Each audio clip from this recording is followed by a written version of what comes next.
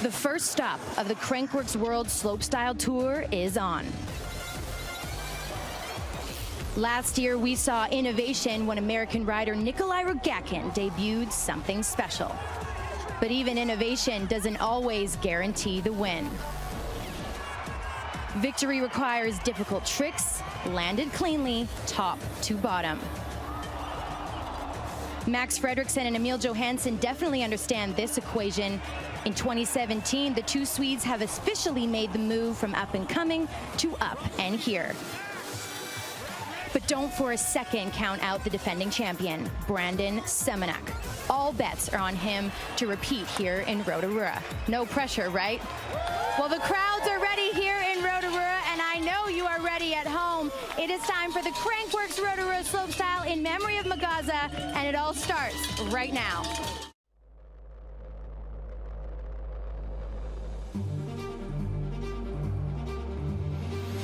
This is what it's all about. Stop number one on your Crankworx World Tour. Here we are, the place to be here, Rotorua, New Zealand. Here we go. Several dimensions are shaping victories.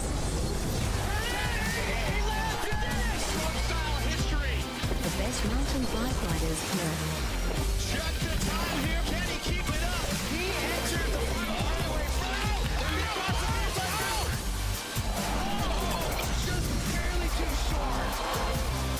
One king and one king will claim the title of best all-around mountain biker on the planet.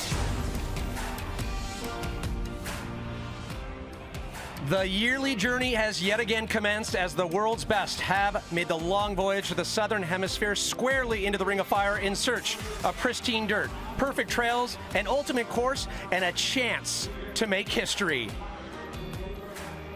Kia ora and welcome everyone to New Zealand here for Crankworx Rotorua Slopestyle in memory of Magaza. How's it going? Pat Parnell, honored to be joined by pro rider, fellow commentator Cam McCall. Cam, it's incredible. Here we are again. It's a complete re-rack.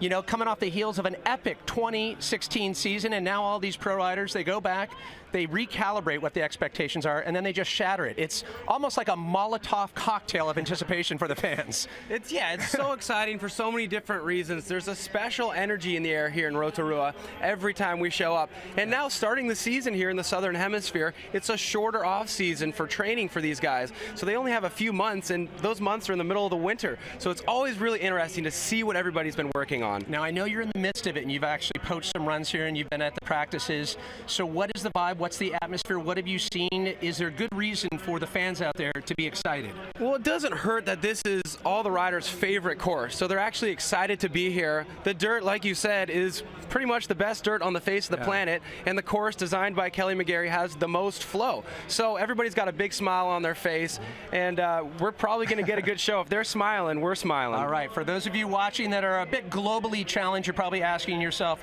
where are we in the world? Well, it's a quick flight, about a 11 to 12 hour flight from the west coast of California down to the southern hemisphere on the North Island of New Zealand, and there's so many great riding zones, Cam, to take advantage of. Not only are there so many great trails, but there's a lot of great people who live here to ride with as well. Now that it's our third year here, I'm seeing familiar faces, people that I've ridden with in the past, so it's just great to have an excuse to keep coming back here. Yeah.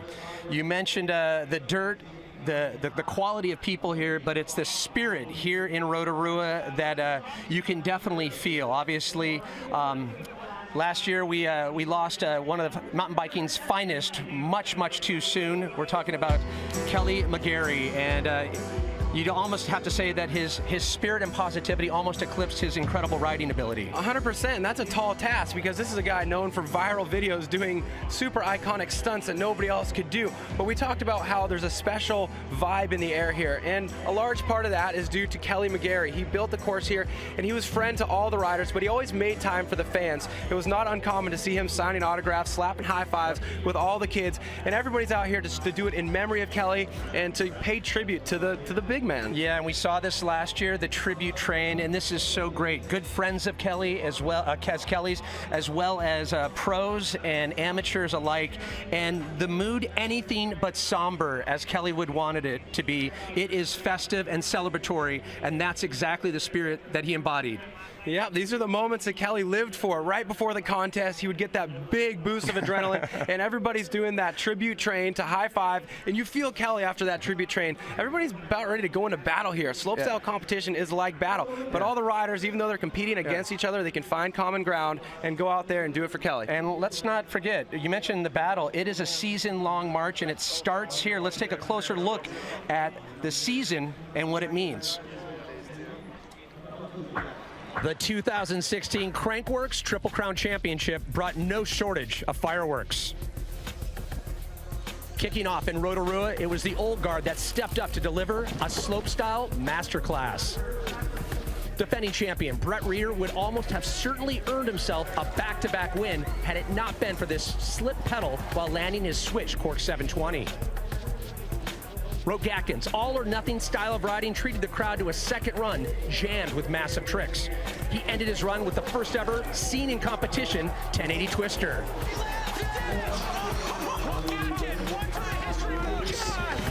But it was the seamless style of Brandon Semenuk that wowed both the crowd and judges with a flawless run stacked with combinations and opposite tricks.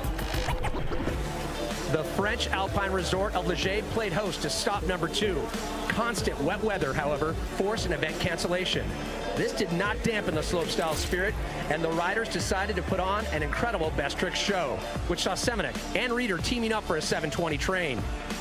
Antoine Bazette throwing down the first ever switch cash roll and the newly perfected signature 1080 twister from Rogatkin. Stopping it!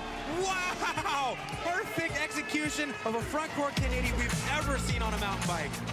And while the established veterans continue to push the sport's progression, the season also witnessed the arrival of fresh talent keen to stamp their mark.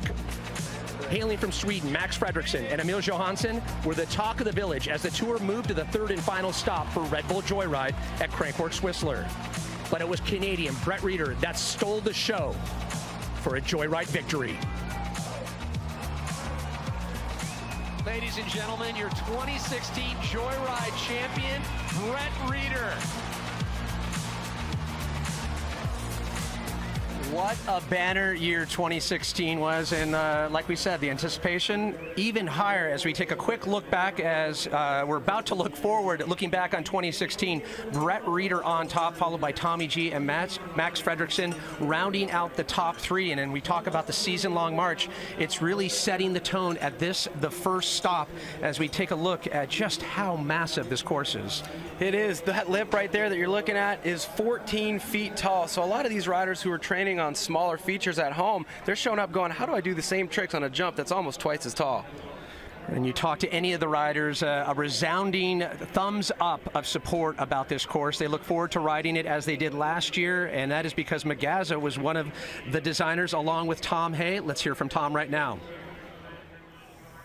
Yeah, Kelly and I built this course and we wanted to make best course in the world, and I think a lot of the riders agree with that. I think it is the best course in the world, so we're stoked. And yeah, Kelly's legacy lives on it. So normally we'd mix the course up, but this year we decided to keep it the same just because it's Magaza's course that we worked together on, so we wanted to keep it for another year, and then we'll make some changes next year, but still keep the same Magaza vibe, big and fun. Well, I know that you've ridden a lot of courses in your day, and you're not one to be jaded. What do you make of the course? It's the one thing that stands out that all the riders talk about is there's no one feature that doesn't flow. A lot of times you'll have to put a pedal in or tap some brakes. This one, you can just let her rip, and that really opens up the doors for riders to combine a lot of crazy tricks because there's 9 features in a row. And if you could adopt a feature and take one home, which would it be? It would be the third jump for sure, the one we were just looking at with the 14-foot tall lip. I'm always trying to figure out ways to cram that into my carry-on. All right, well, we get to jump on board with Cam McCall because you poached a run, turns out. Let's take a look at the footage. All right, here's your slopestyle course, Rotorua 2017. First feature is a step down, so it's worth a lot of points. Higher consequence means more value. Dirt to dirt, right hip for the second feature, and this is the most airtime on the course. This thing's straight up, straight down. Now an off-camber cannon log, super unique, right into a wood to dirt, left hip, and you need to trick on and off this box, which I'm not gonna do, just a bar spin off. But that's the only flat drop on the course, so it's worth a lot. Now judges like to see you finishing strong, so the money booter is the perfect way to cap off your run. That was Squirrel City, man. Squirrel City indeed, and I did take note. You were very winded, sir. Yeah, I should stop talking so much while I'm riding. I should just reserve that for here with you. Right. Just focus on breathing. Yeah, well, what a course, as we mentioned. Right now, let's check into the third member of our broadcast crew, Hannah Bernard. Hannah? Hey, thank you very much, guys. Well, it is a hot day here in Rotorua. The sun gods have come out to join us for this slopestyle contest here today. I've been hanging around in the finish corral here at the bottom of this course, able to talk to a bunch of the guys about their strategy with practice and training. Let's take a guy like Nikolai Rogatkin. I talked to him about, is he tricking every feature in his practice runs? What he told me is that he's very strategic about which tricks he is going to throw down. He is very strategic on those ones that he can land smoothly. He's making sure that he's flowy and smooth and not jeopardizing that big run. But when it comes to the big ones, the ones that maybe are trying something a little bit new, those ones he's saving for the big show. In his words, you only want to do that once. And when it comes to the contest here today, a little rumor is going around that he has something new up his sleeve. We know that Nikolai Rogatkin is a man of innovation and surprises. So it's only a matter of time before we find out whether he's going to debut that big trick here today. Yeah, we're going to do our best to dispel the rumors. There have been quite a few, and it's all about these tricks that we know that are out there, that we know that these guys have pulled in the lab during the winter, but will we see them today? Well, it's deja vu. It's Groundhog's Day from what we were talking about last year, and Nikolai did do what we were always talking about. So will lightning strike twice? Will we pull it out? We'll see it at the first stop of this 2017 season again. And you made good mention of it earlier, watching these guys pull out the big marquee maneuvers just in practice. That's a bit of a foreshadow that they plan to add a little bit more should they have a successful first of two runs. Well, it really speaks to the level we're on right now, too, where in the past, riders would reserve those tricks strictly for the finals. But now, those tricks that we thought were bangers, those are now the ones that they do in practice. So will they add more in the finals, or are those just, you know, the way they're going to play their cards because you have to pack it in 9 in a row? Yeah. We want to encourage everyone out there watching worldwide, get involved in the discussion. Be sure to share. Get on to Crankworx on the Facebook site. Your favorite riders, your favorite moments, everything you've seen, and maybe a lot of things that you happen to miss. There's a lot of coverage going down here at the first stop of the 2017 season. So get out there, hashtag Crankworx, and be part of the story. As you can see, just a filled, packed house. The vibe, you can feel the positivity. Magaza is definitely in the house watching from above. And we expect some incredible first runs of two, which brings us to our format as we are about to get underway. So here's how things work in the Crankworx Slopestyle World Tour. We're starting it off, stop number 1 right now in Rotorua, New Zealand. We're going to make our way over to Europe. We're going to go to Leger, we're going to go to Innsbruck, and then we're going to finish it all off where it all started, Whistler, British Columbia. Competition format, very simple. 2 runs, best run counts, and it favors that high risk, high reward style. Best run will count.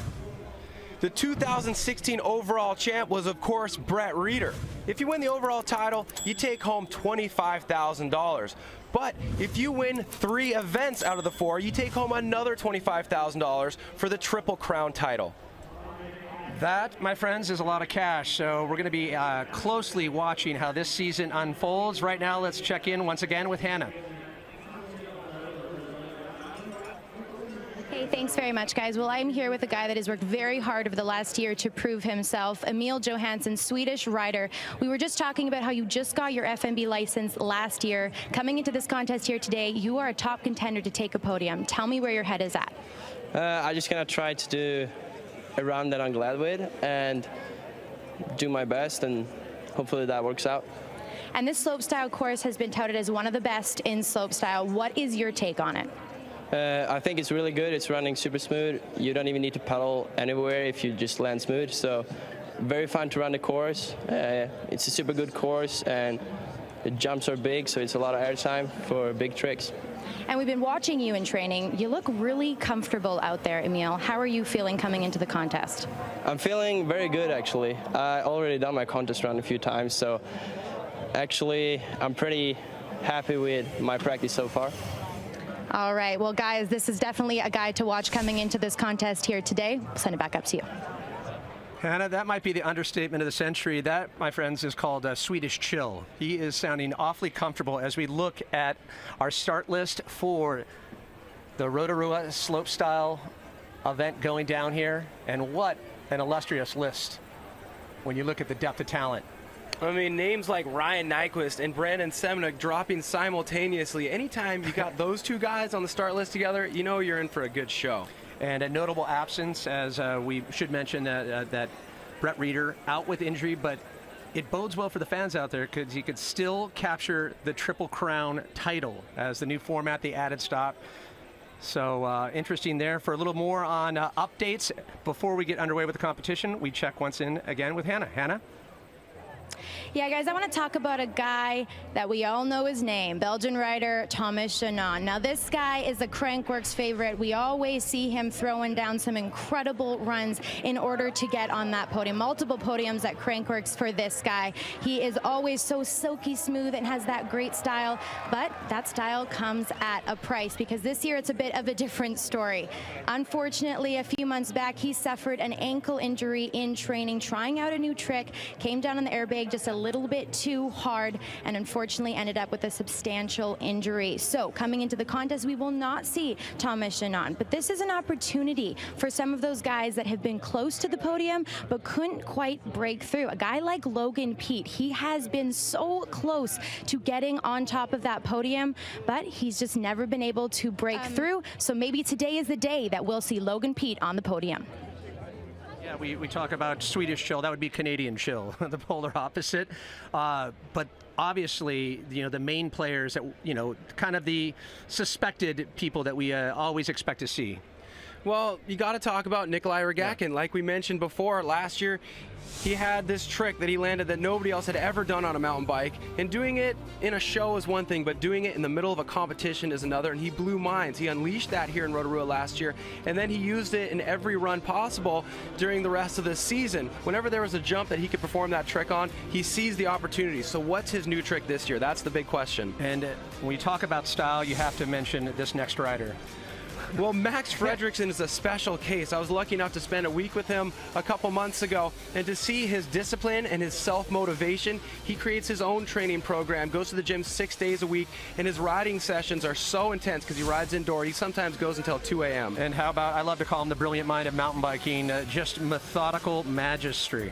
Well, you know, he won here last year, so something that he's good at is winning multiple years in a row on similar courses. You've seen him do it in Whistler, where he's won that event 3 times on a course that was similar. He's won it 4 times total, but actually showing back up and be able to conduct a different run on a similar course, that's exactly what he's going to have to do here because the course is identical to last year. What is his new strategy going to be to win 2 in a row here in Rotorua? And one of the other major undercurrents here in New Zealand this week is a lot of people are saying this is going to be the underdogs event, and we're going to have to see how that unfolds as we're about to get down with the first runs of 2 here from Rotorua and Crankworx Slopestyle. Stay close.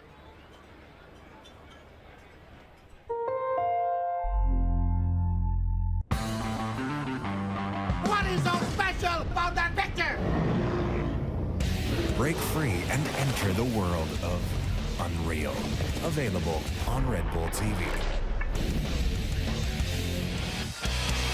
Park terrain skateboarding, an unrivaled combination of speed, flow, amplitude, creativity, and style. This is the definitive place to prove it.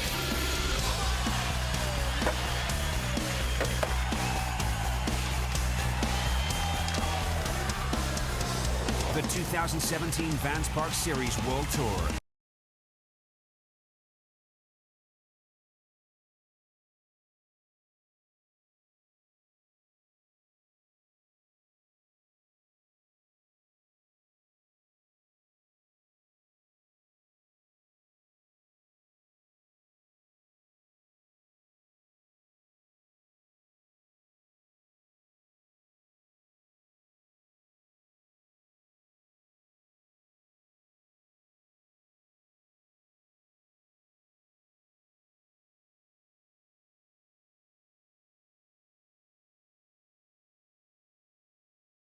Here in Rotorua, New Zealand, here for the Crankworx Rotorua slopestyle in memory of Magaza, as we are about to get underway with the first runs of 2.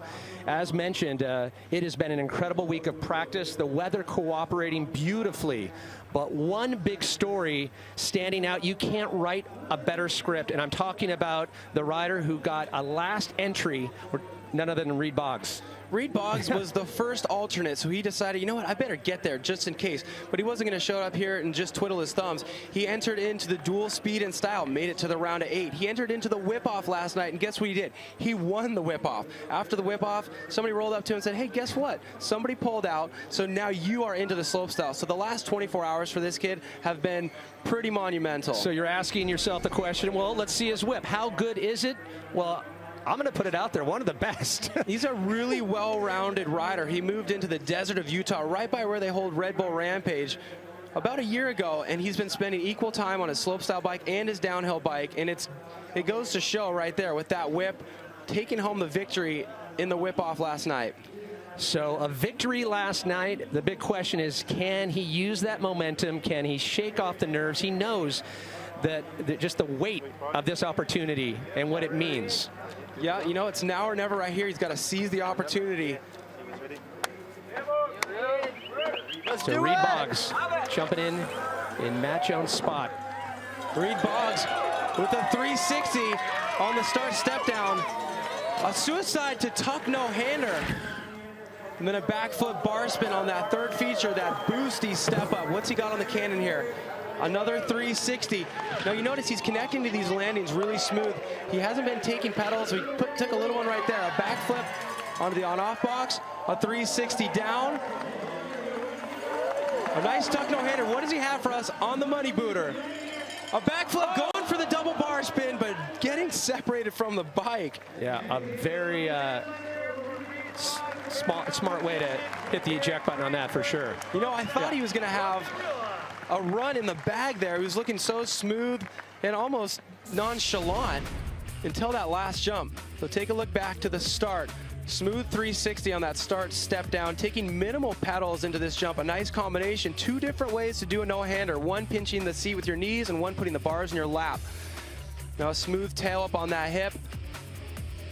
You know, this was a cool casual run. I know that he has a whole lot more to offer, but I know he was probably trying to just get one in the bag. He was doing that backflip double bar spin on the last jump in speed and style last night pretty consistently, so I know he has that, but it's all going to come down to run 2 for Reed Boggs. Well, a stellar performance up till that last feature. So 37.66 on his first run of 2, where it's best run that counts. He'll look onward and forward to his final run.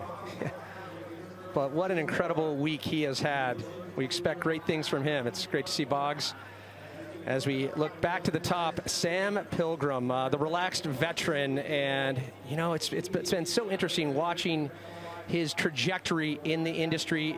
Does he have the trick depth right now? He seems like he's still experimenting out there at practice. I think his comfort zone is so incredibly high that if he stomps his run, he's guaranteed a decent position. But to actually break through and get back onto the podium, he's going to have to take himself outside his comfort zone. Get her done, boys. Well, his execution is always on point. One of the more hilarious guys in the scene, without a doubt. That's a trademark move for him right there. The backflip tuck no-hander and the 360 table in the second feature. We saw him do that last year. A backflip tail up on the third jump. Very similar run to what we saw last year so far. 360 X up on the cannon log. Into the hip, a 360 tail up this time. A backflip on, what does he have off? Probably that backflip. There we go, the first guy to do that in a competition years and years ago. A 360 on the long and low into the money booter. A cork 720, absolutely perfect. So Pilgrim finds his perfection.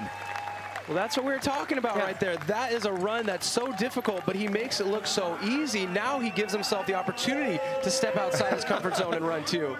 And this is the Sam Pilgrim you love to see when he's on point and looking so relaxed. So a lot of this stuff was very similar to his run last year. He knew he has it. He stomped it clean last year. He added a couple things. And I'm thinking back, I don't think he 360 tail up that one last year. Definitely a good variety. the flat flip. He did the flat flip table last year, so I know that he has that in his back pocket. And 360 in this jump is always worth a lot of points. It's something we saw from him last year.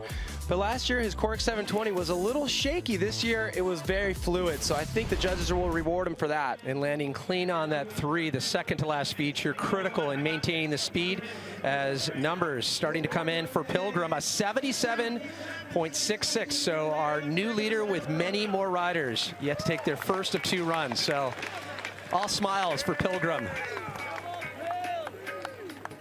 That's a good way to start. Here's the deal.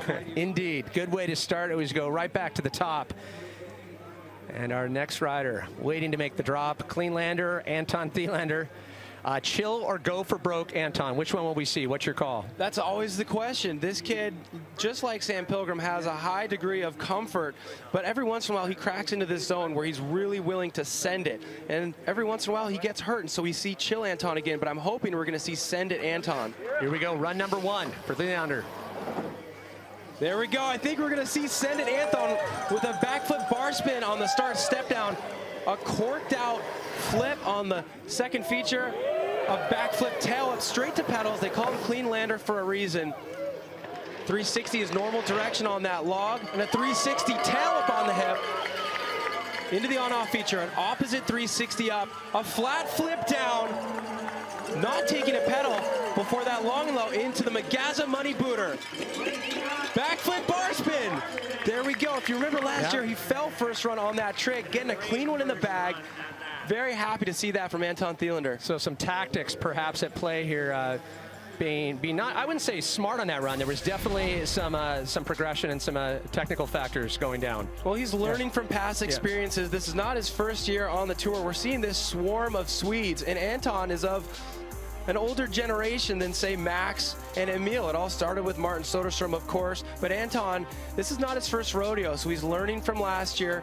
Put a smooth one in the bag first run right now, and now, just like Sam Pilgrim, he has the opportunity to expand on that and run 2. But he has this special style with these backflip bar spins. It's almost an underflip. He's dropping one shoulder more than the other. Sometimes it's hard to land those straight, but this time is perfect for Anton. Shakas and waiting for the scores to come in on the first of 2 where best run counts. Has to be happy with that. 1 in the books. A solid run for Anton Thielander and a 74.33. So good enough for the second position. But we expect a lot of shifting of numbers as many riders have yet to drop the hammers of Thor. And if there's one rider that represents that, it's this gentleman right here, Torquato Testa. Cam, you had a chance to hang out with him.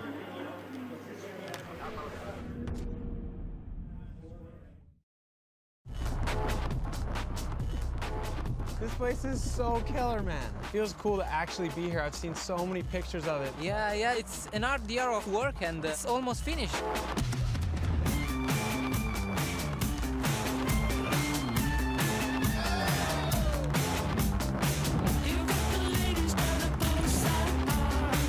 This place would not be here if you guys didn't put in all the work. In Italy, we didn't have anything to ride dirt in the past years. We won a project contest, and now we are there with this bike park that it's the first one in Italy. And it's good because finally the scene is growing. You have not to be the best or the worst rider, just ride together and have fun together.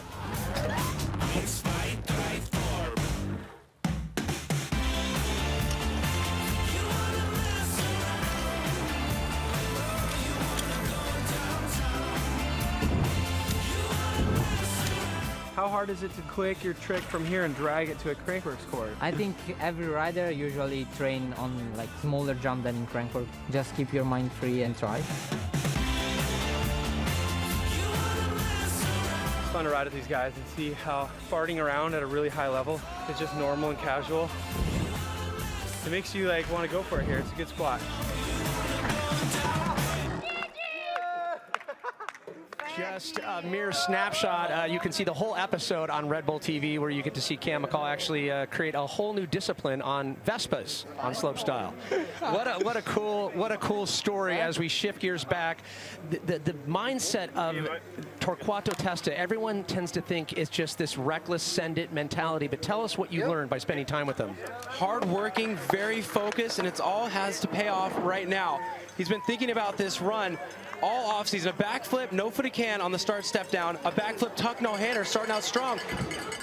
Looks like a double backflip on that third feature. He does those absolutely every day he goes riding, just to make sure that he's ready for this moment right now.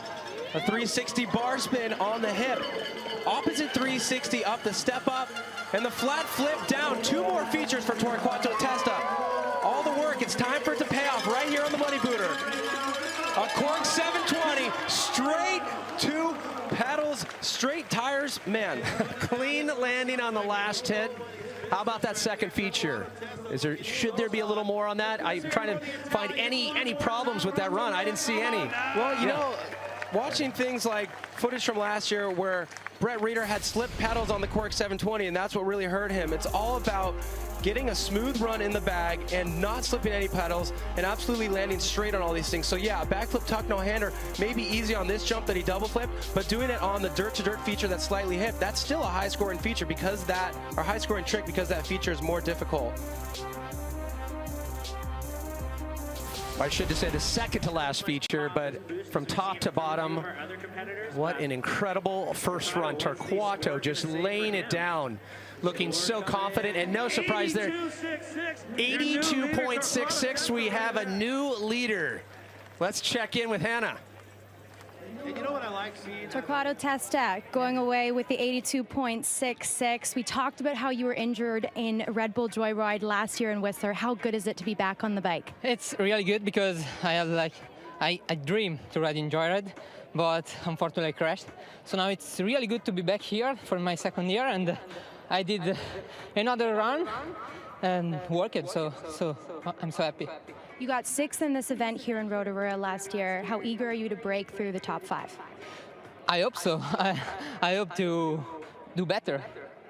Well, let's hope for that in the second run. Torquato, guys, back up to you.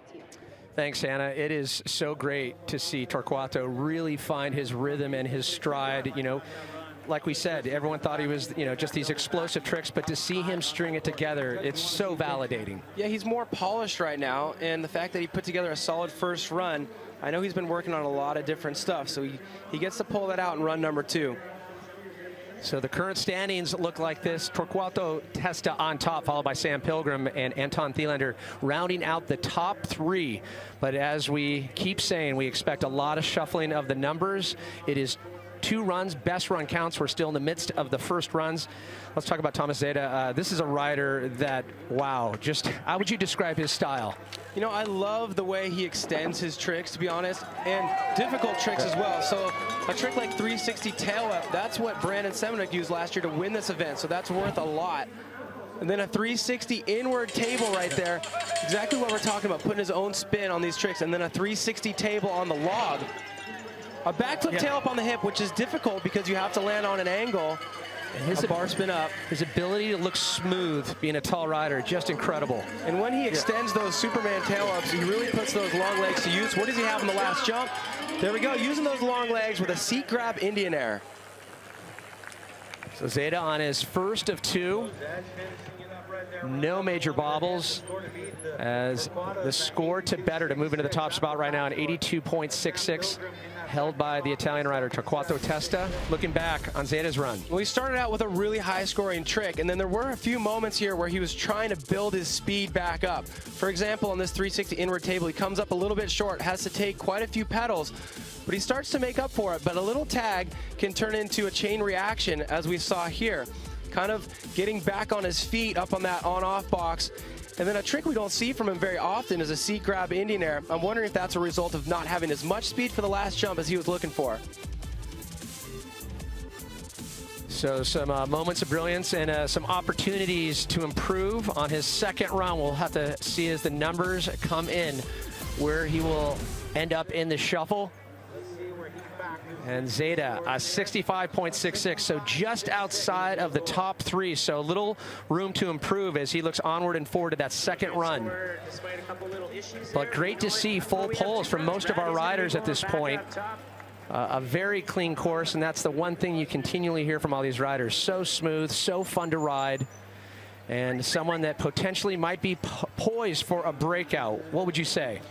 Well, if you follow Simon Paget on Instagram, you know that he has a lot of crazy combinations, and he's been doing very well on the lower level events. He earned his way here for a good reason, but he has to match the level of riding at the Crankworx World Tour, and we're going to find out if he has that in him right now. And he has the trick depth, for sure. He absolutely has the trick depth, but a course with 9 features and a variety of different features. Let's see if he can pull it off. Ooh, a double truck driver on the start step down. So far, so good. A double tail up on the second jump. I'm going to say he has what it takes. These tricks are clean, straight to pedals, maintaining speed with that backflip tail. A 360 tail up on the log. We have not seen that yet. Now a 360 bar spin on the hip. Bar spin up, bar spin back.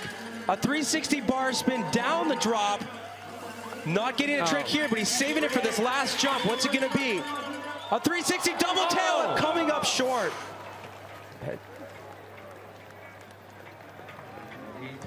So Paget, unfortunately, just catching the knuckle on that, couldn't quite get it around. As medical staff attends to him. Up to that point, things going great for Paget. Up to that point, that run was, I mean, he's a rider who's not doing all those tricks in practice. From the practice that I saw him doing the 360 tail up on the last jump, but really pushing it here, starting out with the 360 double bar spin on the first step down. And then this is an opposite double tail whip. It happened so quick before I didn't even realize. And let's watch this flip whip. It may have been an opposite as well. But that 360 tail up on the log, really high scoring because that log is actually off camber. Really tough to do one of those 360 variations on. But here's where it all went wrong. 360 with 2 tail whips. When he caught the bike, he didn't have enough rotation or distance. He actually hit the ground pretty hard there. We're going to see another angle. Yeah. He barely had time to brace for impact. Shoulder, left shoulder, and connecting with the head there. So we hope Paget will be able to come back for his second run, but just if he could have stomped that really could have taken him into the top spot. So our current standings look like this as we are in the midst of the first of 2 runs where best run counts. The Italian Torquato Testa came out swinging and launched himself into the top spot. 82.66 is the score to beat to move into the top spot. But we expect the hammers, the knives, whatever you need to bring to the fight, they're going to start swinging here as we continue. Yannick Granieri, as he gets ready to drop in up top. You're right, there's no holding punches in slopestyle. And with only 2 runs, you got to make every one count. And we've seen an incredible career from Yannick over the years. He's had these moments of resurgence and then kind of ebbed back and really kind of battled with these moments. Hopefully it's one of those times where he's finding his flow again. Well, his run here last year was one of my favorites of the event. A backflip tail whip on the second feature. Slipping a pedal a little bit, but there's that trick he did on the last jump last year. The seat grab Superman Indian Air flip. A no-foot can on the cannon log. 361 footed can, losing a lot of speed. Is he going to be able to make it up? He does. A tail up down off the drop. Now flipping that long low feature, that's going to be worth a lot. One last trick for Yannick Granieri. The same trick we saw before. The 360 double whip, stomping it. Great recovery by Yannick midway through that run. That just shows the veteran status right there. Look at that backflip in the finish corral. Well, to see Simon Paget crash on that very trick just moments before and still have the guts to go for it, that shows he's a true veteran. Now the 360X up down. This surprised me right here with the backflip tail up on that jump. Can't stress enough, it's hipped, so it's hard to do those flip variations. The 361 footed can. I thought he was going to lose all of his speed right here, but somehow able to squeeze a bar spin onto that on-off box. The backflip on the long and low, we don't see that very often. And then here it is. Great way to put a nail in the coffin, that 360 double tail whip. And as you pointed out, after watching a rider go down on that trick, definitely having the confidence, and for the flip, I'm going to give it a 9.2. He's always a showman. Even once he puts his bike down, he still has something for the crowd. Oh, Yannick Moving into the second position with a score of 80, and that is going to bode well for him. He's going to be able to build on that for sure. So smiles for the moment as we go right back to the top. And this is a rider that there is a huge buzz about when you talk to all the other pros. We're talking about the German rider Nico Schultz. We caught up with him yesterday. I never rode at a Crankworx event, and it means a lot for me, especially because I'm German and not that many German guys made the cut. I was at first a little scared of the jumps, but I'm getting more and more used to it. So I guess I'm ready for it tomorrow, so should be good. All right, Cam, I'm going to put you on the spot. Permission to get clairvoyant. Is 2017 Nico's breakout year? If he can seize this opportunity, he's been doing really well on the lower level events, but like he said right there in that piece, first time at a Crankworx slopestyle, it's a different ball game here. Wow, we know him for his extension. Backflip tuck no hander on the start. There we go, a corked out flat spin 360 X up and a double flip on the third jump. I was not expecting that out of Nico. A tail up. Wow, he's doing what he needs to do right here, Pat. 360 tuck no hander on the hip.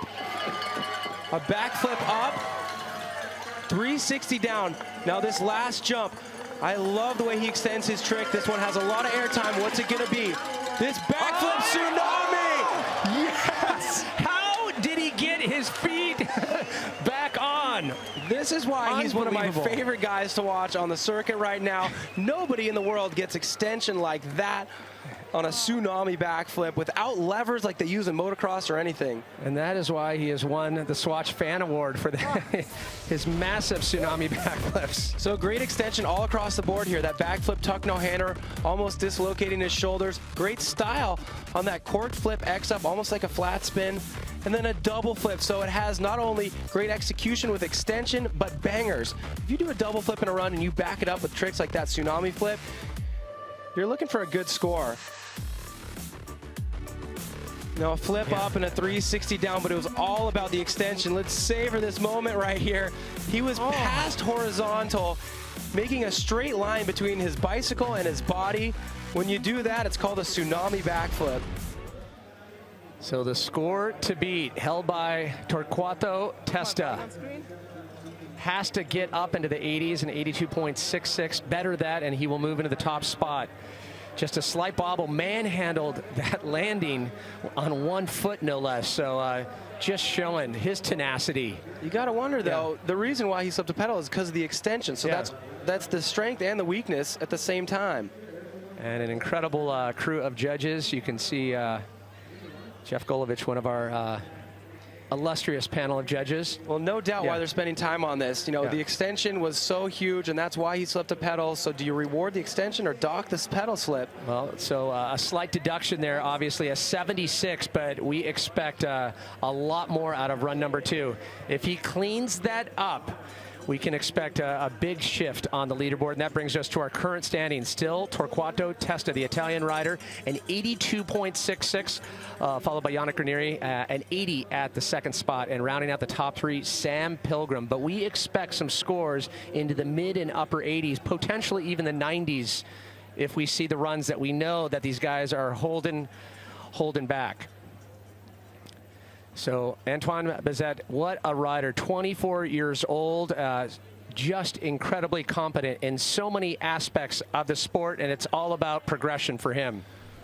Well, for Antoine Bezet, his specialty is doing things that other people are not willing or able to do. For example, take a hard trick like a cash roll, do it opposite. There's nobody else who can do a cash roll opposite. He has a gymnastics background, so his brain understands rotation. Talk about rotation, people can do double flips, but nobody's ever done a double flip in the middle of Red Bull Rampage. Nobody before Antoine Bezet, that is. So a true Renaissance rider. We know he has the stones to go massive at Rampage and then really hone the technical progression here on a slopestyle course in New Zealand. So going to be interesting to see what we see from him on this first of 2 runs. We know that he's got so many tricks in his repertoire to dig from, and what is he going to add on top of those already? Well, we've never seen a contest run here on this course from Bezet. He came here last year, was too injured to compete. A backflip on the start, step down. A flat spin table on the second jump, and opposite flat spin 360 on the third feature. And now a tabletop on the cannon log, that's really gonna hurt him. You're seeing everybody doing these variations and rotating tricks. So he's really gonna need to make up for it on the last few features here. A straight air on the drop is definitely gonna take some points away. What can he do to make up for it on the money booter? A backflip tuck no-hander, so a smooth run in the bag, but not what we'd come to expect from a gymnast like Antoine Bizet. Well, you'd have to speculate, maybe feeling his way through that run based on what we've seen in practice and knowing what he's capable of. Yeah.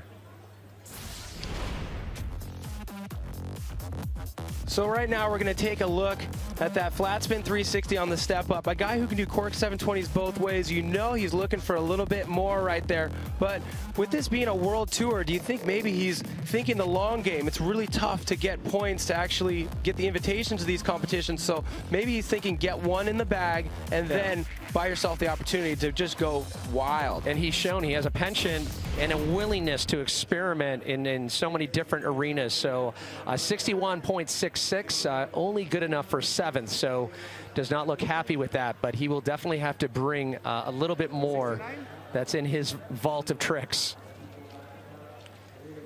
And Torquato Testa still on top, 82.66 as we join his fellow brethren, a card-carrying member of the Italian mountain bike mafia, Diego Cavarzazzi.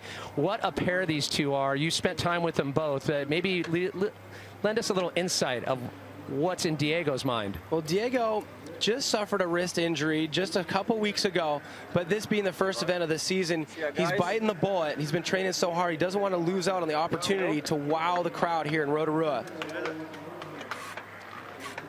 Here we go, run number 1 of 2 for Cavarzazzi. A straight backflip on the start, step down, right into a front flip.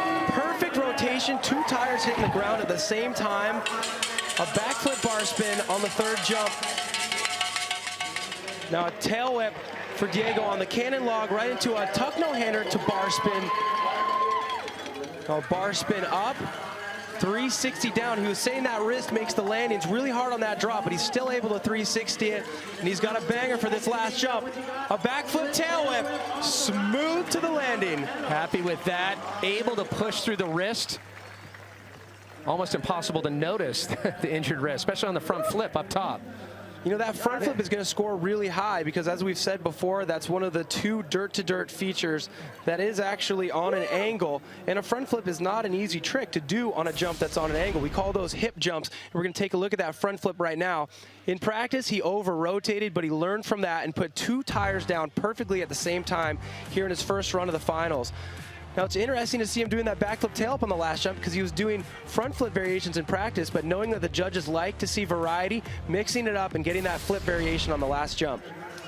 Cavarzazzi, first of 2 runs.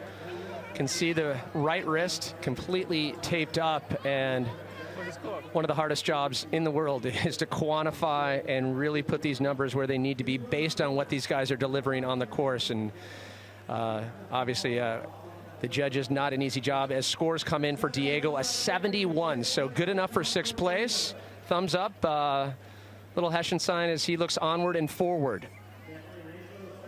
Who is this guy, Pat Parnell? I get so excited. I call him hope and humility on 2 wheels. He is one of the most humble guys, but he gives us so much hope.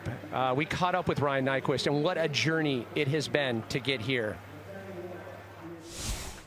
This is all still new to me, like, you know, first time to Rotorua, and I've kind of fanboyed out when I got here because we drove in and I saw like the on-off, and I was just like, oh my gosh, like I've watched all the webcasts and stuff of this, so it was really cool just being here and then riding the course. It's phenomenal, like just so good. So, you know, it's just one of those things where I'm just happy to be here, happy to have made it here. Never really thought I'd be here, but then like, I don't know, just everything is so new and exciting to me. It's just, yeah, all smiles all day long.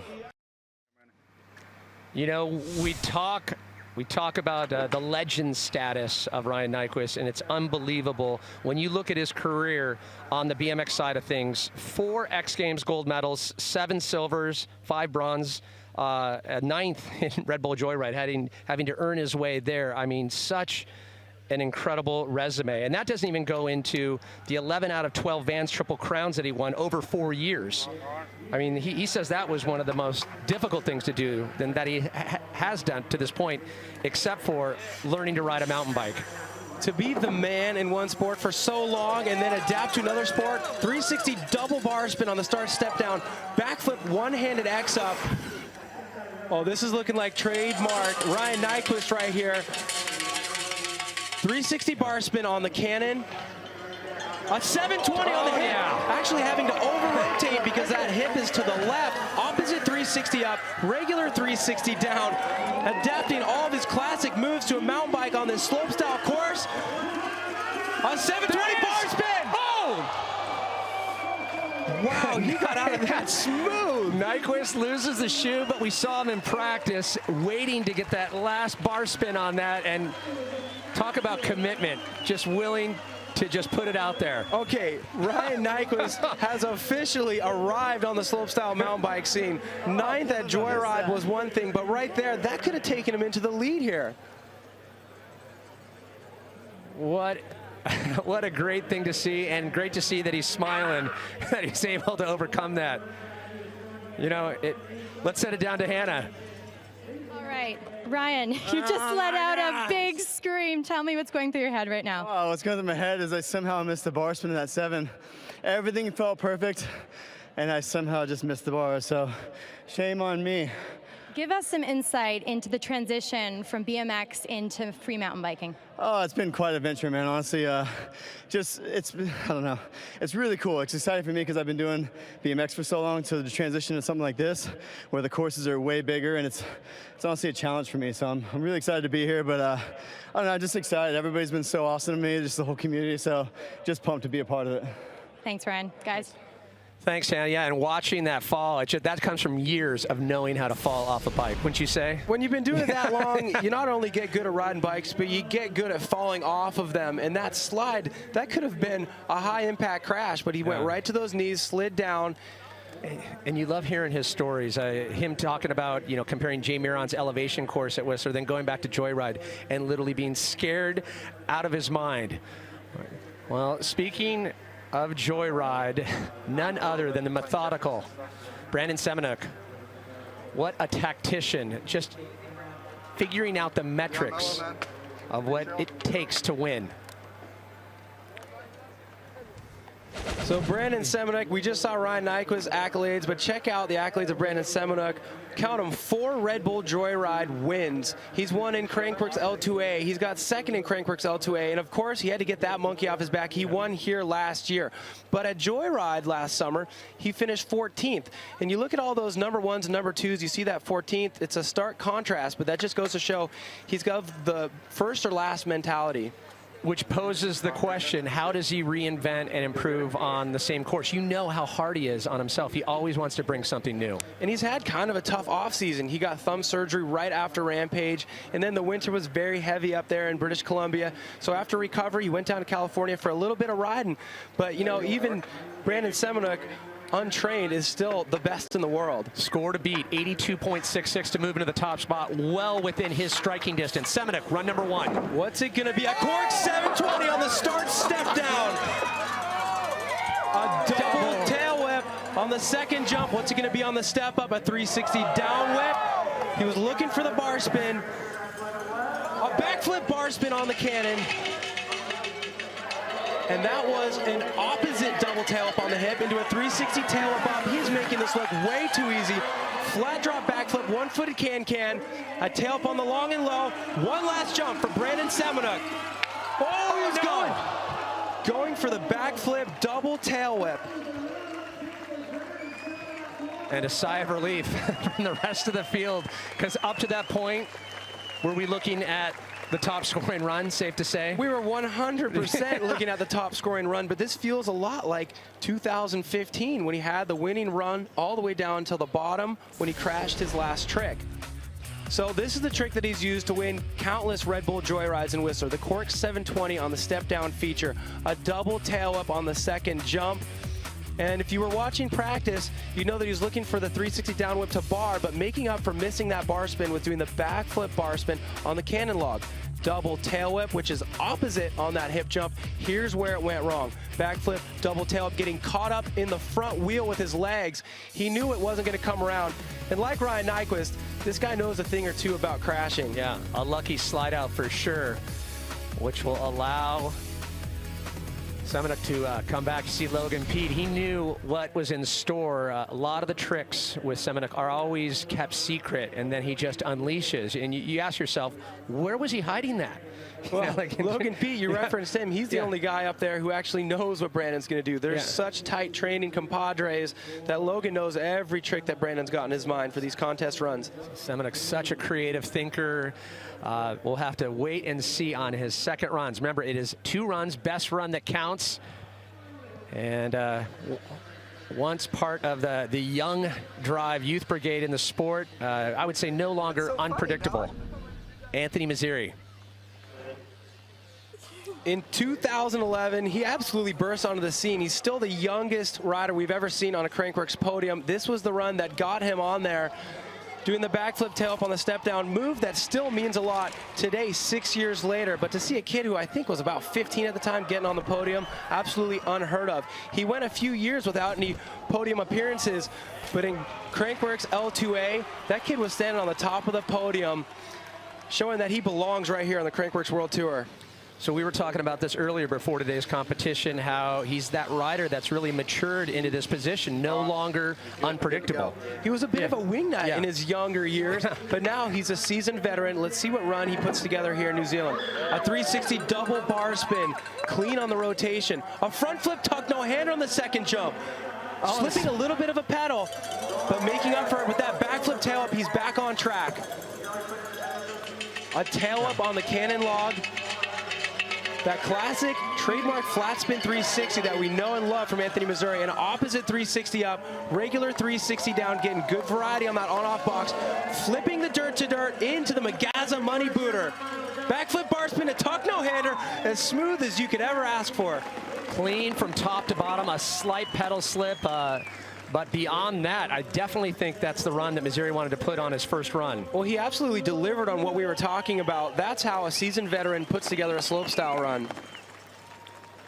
But what would it take for him to just sprinkle even more on this? Well, the intricacies like that 360 double bar spin, that's what the judges are looking for, and something we've never seen before. The judges always love that, a front flip tuck no-hander on that jump. We've seen front flips, but never a front flip variation.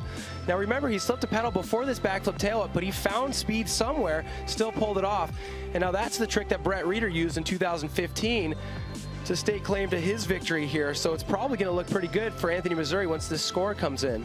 82.66, the score to beat to move into the top spot. Is it in that neighborhood? I think it's going to be close. They're probably going to spend a little bit of time on this one. So a bit of an XL. The first run of 2 in the books, and that has to feel so good as a competitor. You've been there where you just, okay, I got a safe one. Now onward and forward. You basically earn your right to take a breath now. Yeah. And then you quickly realize, oh, look at this. There it is, 87. So Mazzeri moves into the top spot. And all smiles as we check in with Hannah, who's down in the dirt. Anthony, you've just moved into the top spot on the podium. Let's talk about your approach to competition as you've matured as a rider. I don't know, you know, that's hard. Really just try not to stress myself out and doing it, you know, for myself, and just trying to get to the course and have some fun, because that's what it's all about. And obviously we've seen the judges' rate of your run. How do you feel about that run? There's one thing I missed, but I'm looking forward to the second one, and I'm happy to make it to the bottom. You had a slight pedal slip there. How are you going to make that up? Hopefully not slip. Thanks, Anthony. Guys. Thanks, Hannah. Well, great to see all smiles right there. And as you would think, after a run like that, absolutely, he's got to be sitting really good right now, just even to make I'd say top 3 at this point, maybe top 5 as numbers start to roll in on. We still have a few more remaining first of 2 runs, but the 87, now the new score to beat as we look at a handful of our riders with just a handful yet to go with their first of 2 runs where it's the best run that counts. So you can see just how critical judges are approaching these runs as we look at Thomas Lemoine. Silky smooth style. We talk about being last year's pump track winner, and then he said entering the event was just too worked after that event. People they can't wrap their heads around that, but that takes so much out of you. Opted not to compete in it. Maybe the good call. What's your take? Well, the riders these days are immersing themselves in slopestyle, and even though Thomas Lemoine usually branches out and does a bunch of disciplines at these Crankworx festivals, slopestyle, you have to have all your eyes on the prize. A 360 double bar spin to start things off. A backflip bar spin, making it look very easy, not taking pedals. Ooh, a 360 inward table to bar spin. Great combination. Very casual approach right now. 360 tuck no hander right into that backflip tail up on the hip. Now notice these tires are connecting with the landing absolutely perfect, allowing him to not have to take any pedals in between features. A 360 table with some style. The backflip, inward table to bar spin. We've been seeing him do straight backflip tables in practice. We knew he had something up his sleeve. That's what it was. We were talking, what does he have that he's going to add to that? And awfully late on that as well. But every time I watch him ride on a slopestyle course, I can't help ignore just how smooth he looks in between. Not one single pedal, just perfectly pumping through the transitions. Perfect landings, by the way, too. I think it has paid off, saving his energy, not doing dual speed and style, not doing pump track and saving it for slope style, but using all those skills that he's honed in those other disciplines and applying them to his run here. This backflip tail up, the best part about that is how smooth he landed. Very difficult to do that on a hip jump. Front flip up, getting good variety. 360 X up down, doing whatever he can to not do a straight 360. It's all about those variations, even a little bit of a tabletop on the 360 on that long and low. Probably one of the toughest jumps to 360 on the course here. Getting clicked into that backflip tabletop and then chucking the bars. Not only a good combo, but a unique combo. Wow, he must have gravity and transitions in his DNA, because you just watching it in slow motion, you watch how clean those landings are. Unbelievable. His scores coming in. And we have a new leader, a 90. We've cracked the 90s. As expected numbers. Well, the judges rewarding fluidity and variety, overall impression.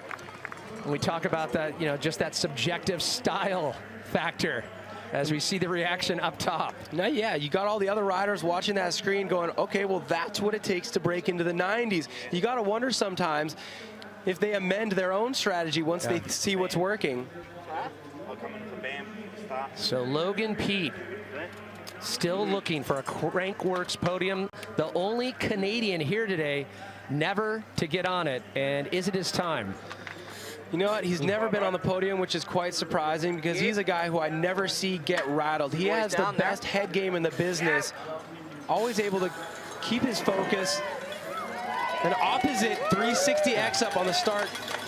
A backflip tail whip, really technical on that jump, not slipping any pedals. A bar spin to tail up on the step up.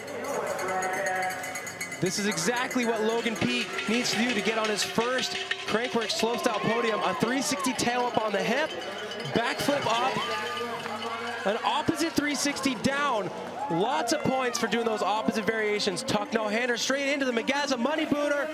A 720, and he stomps it.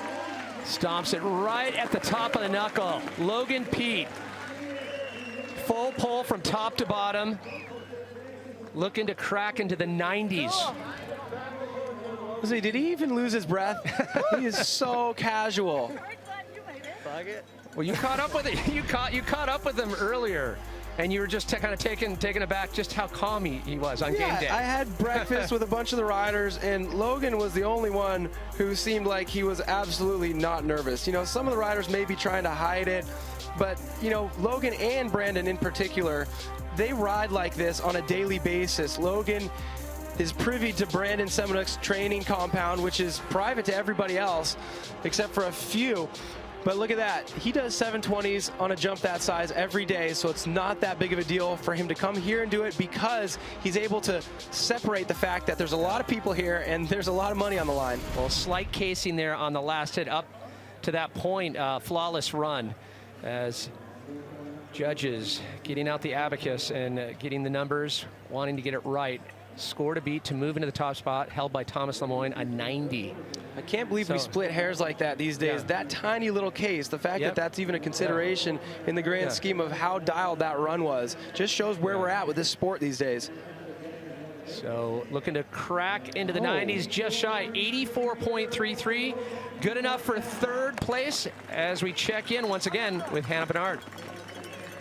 All right, Logan, we talked at the top of the show about how you've been in 4th place, you've been in 5th place, just off the podium. What are you going to focus on in run number 2 in order to get onto the podium here today? Definitely could clean that up. Came up short a couple times, had to throw some pedals, so clean it up, maybe add something. We'll see. All right, we'll have to see. Logan, thanks so much. Guys, back up to you. Thanks, Hannah. Yeah, so we will be closely watching Logan Pete, the only Canadian here today not to find his way onto the podium at Crankworx. So well, sitting in podium position right now, so that could change, but we definitely have a lot of runs to go. Well, you bring up a good point. As we get ready for our next rider, talk about someone that could definitely challenge those numbers in the 90s as we jump into the time machine back to Joyride. Take your time. Tour season, he climbed the ladder through the gold events, made it to the Crankworx series at the biggest event of the year, Red Bull Joyride. Everybody's expecting him to buckle under the pressure, but he absolutely didn't do that, landing in 4th place. And I talked to him at that event. He said, you know what, I feel like a lot of the riders have something to lose, but I'm here, it's my first time, I have nothing to lose. So his headspace there was on point, and he seems to be on point here in New Zealand as well. Well, you talk about the timeline factor coming off that high of last year. Is it right back to where he left off? I mean, does he take that momentum from last year? How does it work mentally for him? He's been in a frozen ice box in Sweden for the majority of the winter. I know he spent some time in Spain, so he should be brushed up. But all these jumps are bigger than anything he practices on. A backflip bar spin on the step down. An opposite double tail whip on that second jump. Backflip, count them, 3 bar spins, almost fumbling but recovering. 360 one-footed can-can on the cannon, and then a 360 downside whip on the hip. Here we go, bar spin to bar spin back, straight into a truck driver down. He's looking real smooth. What is he saving for us on the last jump? The backflip, tail whip. Ooh. Awfully clean, awfully clean. You know what's crazy about that is that was one of the cleanest flip whips, but I know he was looking to throw the bars after that, just showing the level he's on. If he messes up, it's still a huge trick. Does not even look phased or winded at this point. I just want to point that out. Now this represents the new era in slopestyle. You heard in that package before, he was talking about how he's already done his run a handful of times in practice. I don't think all the riders could say that. So the 360 one-footed can, put in some style onto that variation, and really good variety in this run as well. Doing opposite tricks like that opposite double tail up.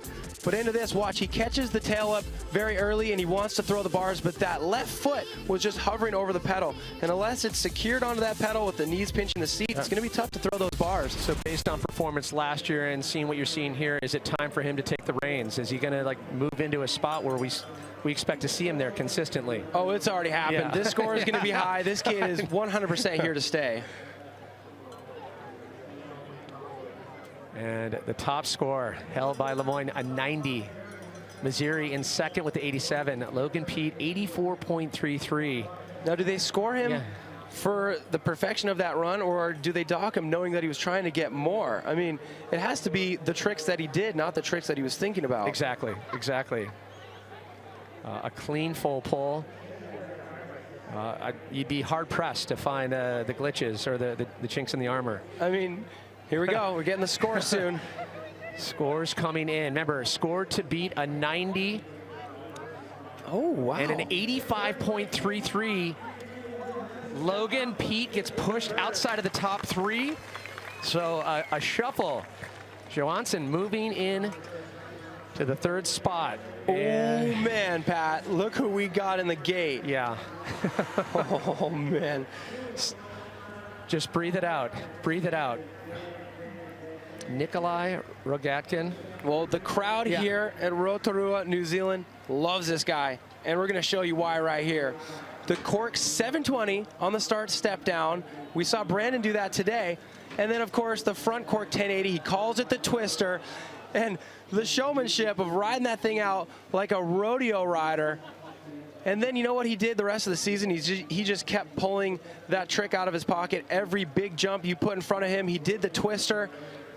That became his trademark. But in Joyride, things got a little tougher on him, Pat. You know, there was a lot of riders saying you don't have to go so big on this feature right here. He did it in his first run, and then it was deja vu all over again. So a trick that has been casual for Nikolai throughout the season, but the nature of the beast with slope style, you're going to have to do that trick on a bunch of different types of jumps throughout the season. That jump was quirky. It was like a dirt-to-dirt spine, very high. He wasn't able to land it. You got to wonder, is he thinking about starting his run out like that again? A chance for redemption coming off Joyride, but a chance also to showcase what he's been working on. Nikolai Rogatkin's been working on that trick, which we haven't seen from him in prior seasons. A triple tail whip on the dirt-to-dirt, front flip bar spin to tuck no-hander. Oh, he's on a good one. Oh, a tail whip to bar spin on the cannon. A cash roll on the hip. Was not expecting that. A double whip up. The fast plant 360 down. Can he carry the speed? Front flip on the dirt-to-dirt into the final feature. Going for the twister. Can he land it? And perfect! Oh, the crowd is losing their minds. A shot across the bow, and you can feel the energy echoing from the hills right now.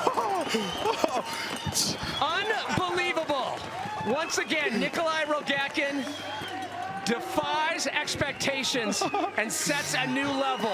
Oh, there's not a single person here without a huge smile on their face. He's running Magaza on his jersey. That is what slopestyle is all about. There has been so much talk. We didn't want to allude to too much of the rumors, but he just over-delivered.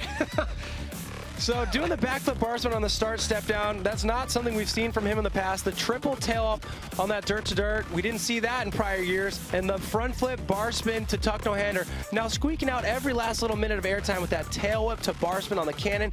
Definitely was not expecting the cash roll on that hip, having to actually over-rotate because the direction that he spins, that's actually more than a 720. The fast plant 360 down, and then of course the crowd went nuts for this front flip. They weren't expecting that, but they probably were expecting this. The twister, a 1080-degree rotation, not swapping out like he did last year. This time it was perfection. There was not one feature where he didn't risk everything. It was the highest risk, and hopefully he will get the highest reward. As you can see just how validating it is when you have a run like that. That is Crankworx history. We just witnessed it. I've never heard an eruption like that from this crowd. Score to beat, a 90 held by Lemoyne. Scores coming in a 95.66. Wow. You are looking at your new leader, Nikolai Rogatkin. That's a moment we're going to be talking about for years. Right now, let's check in with Hannah, who's with obviously an ecstatic Nikolai Rogatkin. Hannah? Nikolai, you just made going big have a new definition. Talk to me about what's going through your head right now. You know what, Hannah? You have no idea the motivation I had today doing this for Magaza. Same as last year. I mean, we all have crazy motivation for today. You know, the run was coming together like a dream. And hearing this crowd while I was coming to the bottom, you know, I had to stomp that last one, and I did. And, you know, I was disbelief. I just had to point to the sky, you know. And I'm just over the moon right now. And, yeah, not much else to say. A 95.66 from the judges, guys, as Nikolai steps into the top spot.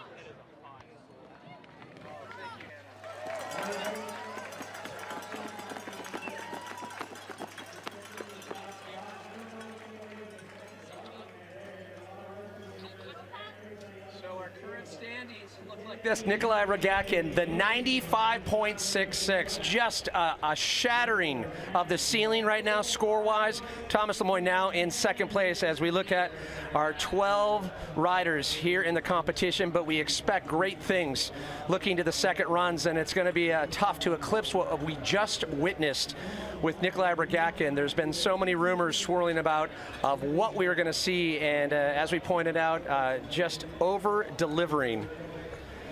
As we head right back to the top, as Max Fredriksson, before we get to the second runs, how do you follow a run like that?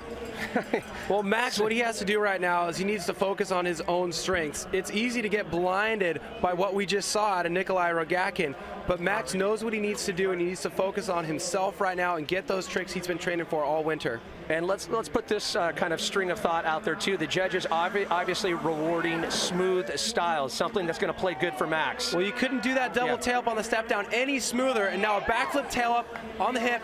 Wow, reversing his pedals in between features. A backflip bar spin to tuck no hander on the step up. What's he got on the cannon? Oh, was it a triple truck driver off the cannon? Never seen that off of a cannon feature. Opposite truck driver up. A double truck driver down. Suicide no-hander on the long and low into the final jump. A backflip double tail. Oh, he stomps it. Wow. If there was any doubt that Max wasn't taking this seriously, well, you can put that to bed. Oh, man, look at these two guys. They're in the same boat right now. They both stomped their runs. I feel so bad for the judges. I mean, Max Fredriksson able to do that backflip double tail, the trick that Brandon tried and wasn't able to land it. That is Crankworx one-upmanship at its finest. So this double tail up, you know, this kid, he focuses a lot on making things look easy, and it's very easy to tell that right here. Something subtle like that. He landed with his feet the opposite direction on accident, but he reversed them before hitting the next jump. A triple truck driver on the log, a 360, tuck no-hander on the hip, and this is where we get tech. Opposite 360 bar spin, and then off the drop he did a 360 double bar spin his regular way. But it was all about capping it off with this backflip double tail up. He caught really early too. Feet straight to the pedals, had a minute there to spot his landing. And just incredible air awareness with the drift nonetheless. As numbers coming in, can it eclipse a 95.66 held by Nikolai Rogatkin? Max anxiously awaits, and this is going to be, I would say, one of the hardest ones to really quantify and get right. There was so much in that run, and to compare and contrast what we just witnessed back-to-back, no less. Look at the reaction from these guys. That's Crankworx vibes right there. Yeah, you want to stomp your run, but you're also happy to see your buddy stomp theirs. You just want to get a higher score than them.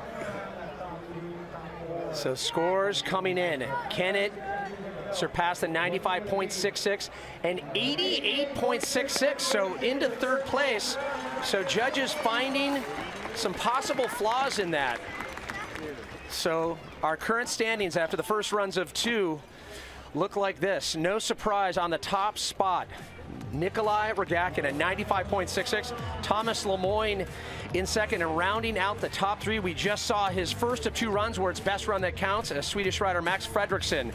But as we pointed out, best run counts, and the second run still to come. Here from Rotorua, New Zealand,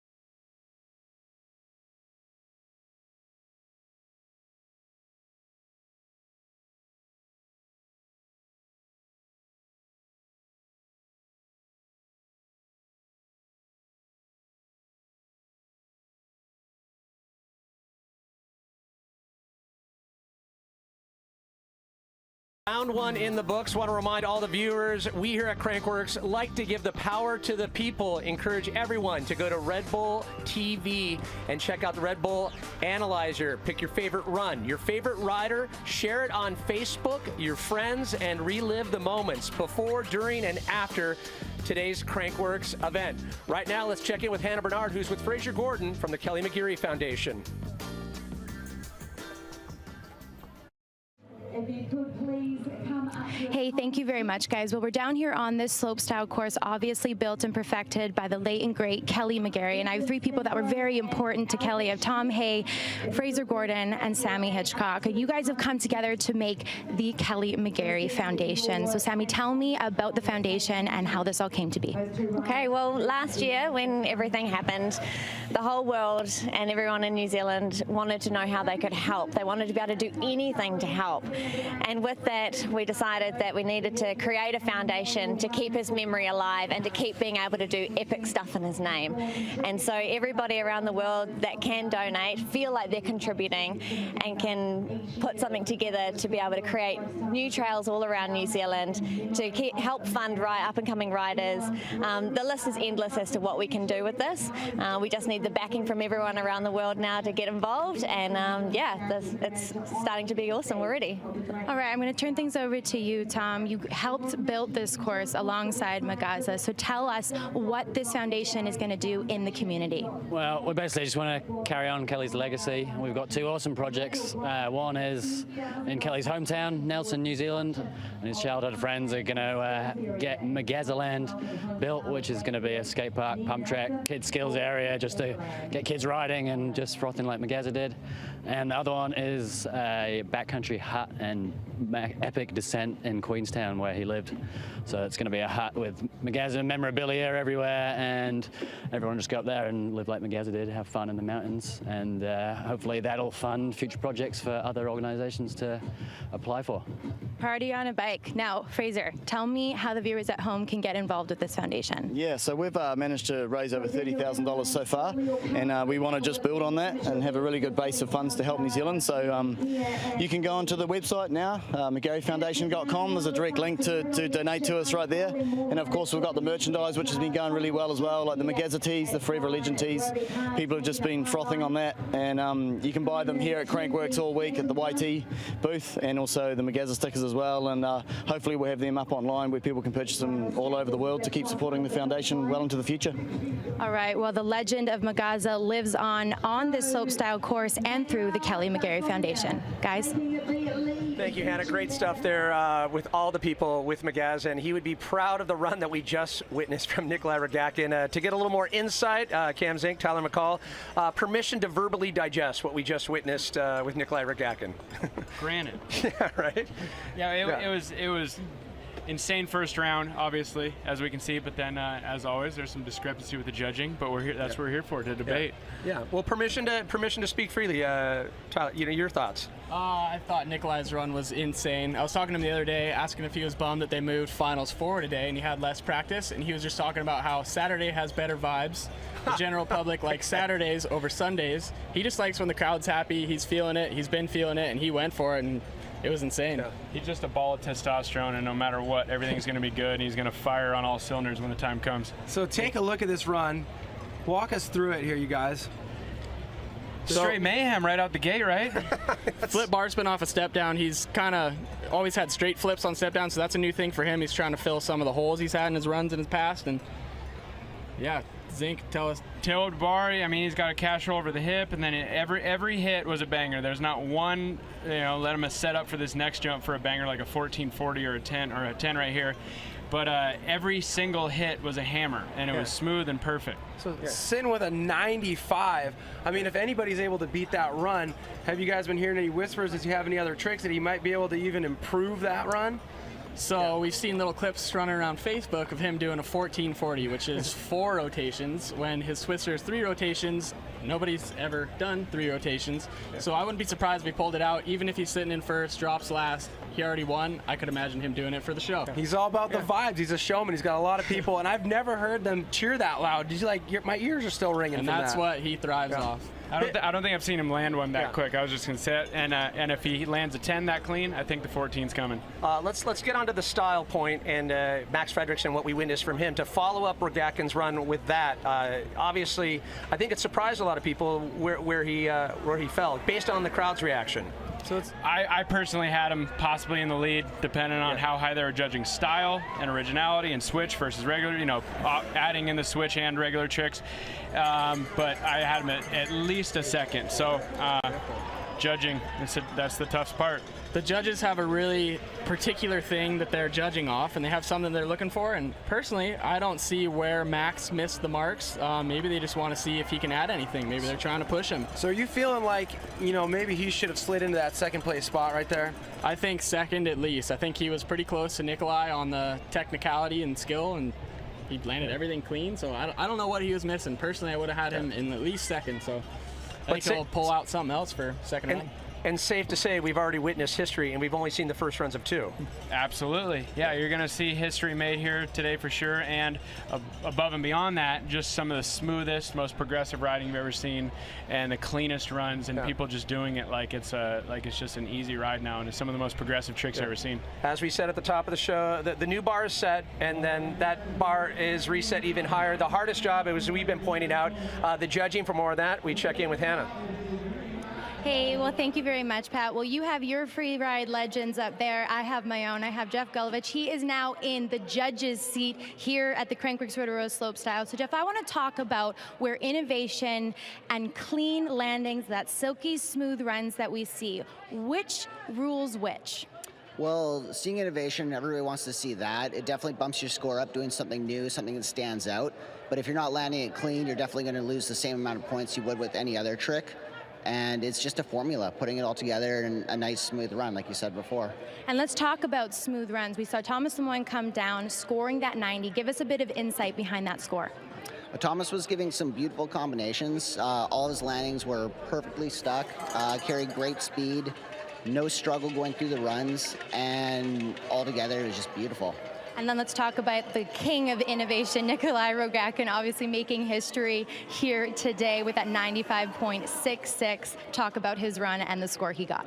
Well, Nikolai just reeks of innovation. Everything he does is top level, and it's ride or die for him. If he doesn't land anything, his run could go to shambles, but somehow he pulls it off and he powers through. It's amazing to watch. Well, thank you so much for taking the time, Jeff. Get ready for runs number 2. Pat, back up to you.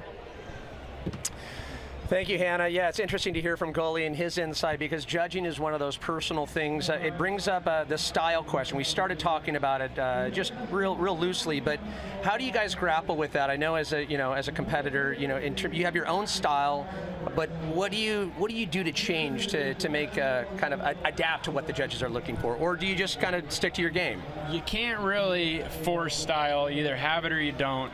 But you have to have something in your back pocket. You have to have that extra bar spin, or maybe a different variation here, add in a switch spin. So everyone has something they can add, but you can't really force style. So that's what can be appreciated from the get-go.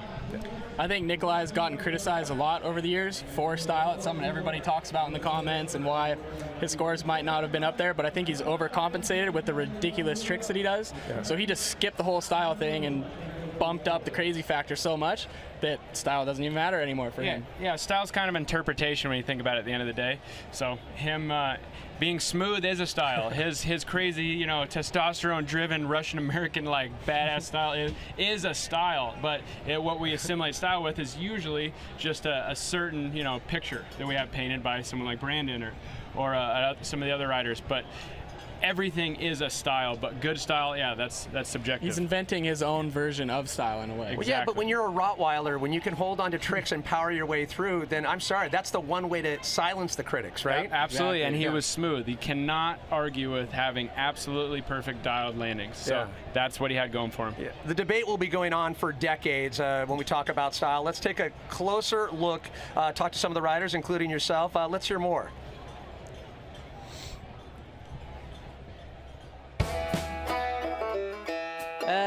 Style. Style is a good question. Style is, I don't know. It's hard. It's an hard question. Style. Well, basically just watch me ride. Sam Pilgrim, flat drop, backflip, tabletop, so smooth. Style is not learned. I think it's making things look easy and incredible at the same time. You always want to see someone go out there and put their own style into it, their own flavor. That is a Ryan Nyquist signature right there. It's what makes you, you. Your personality on the bike. Some guys have less style than others, but obviously in the end, that's still their own style. It's the most important part in our sport because judges look at it all.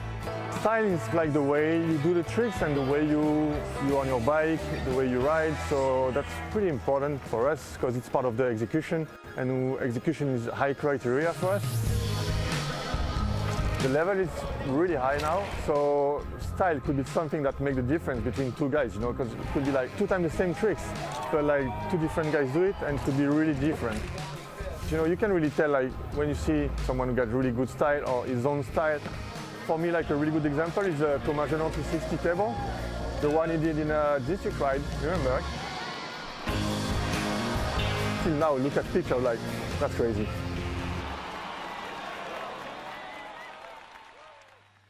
So the debate continues, but we look forward to the second runs that will potentially redictate the scoreboard and continue the discussion when we talk about style. But Nikolai Rogakin, 95.6, just shattering expectations.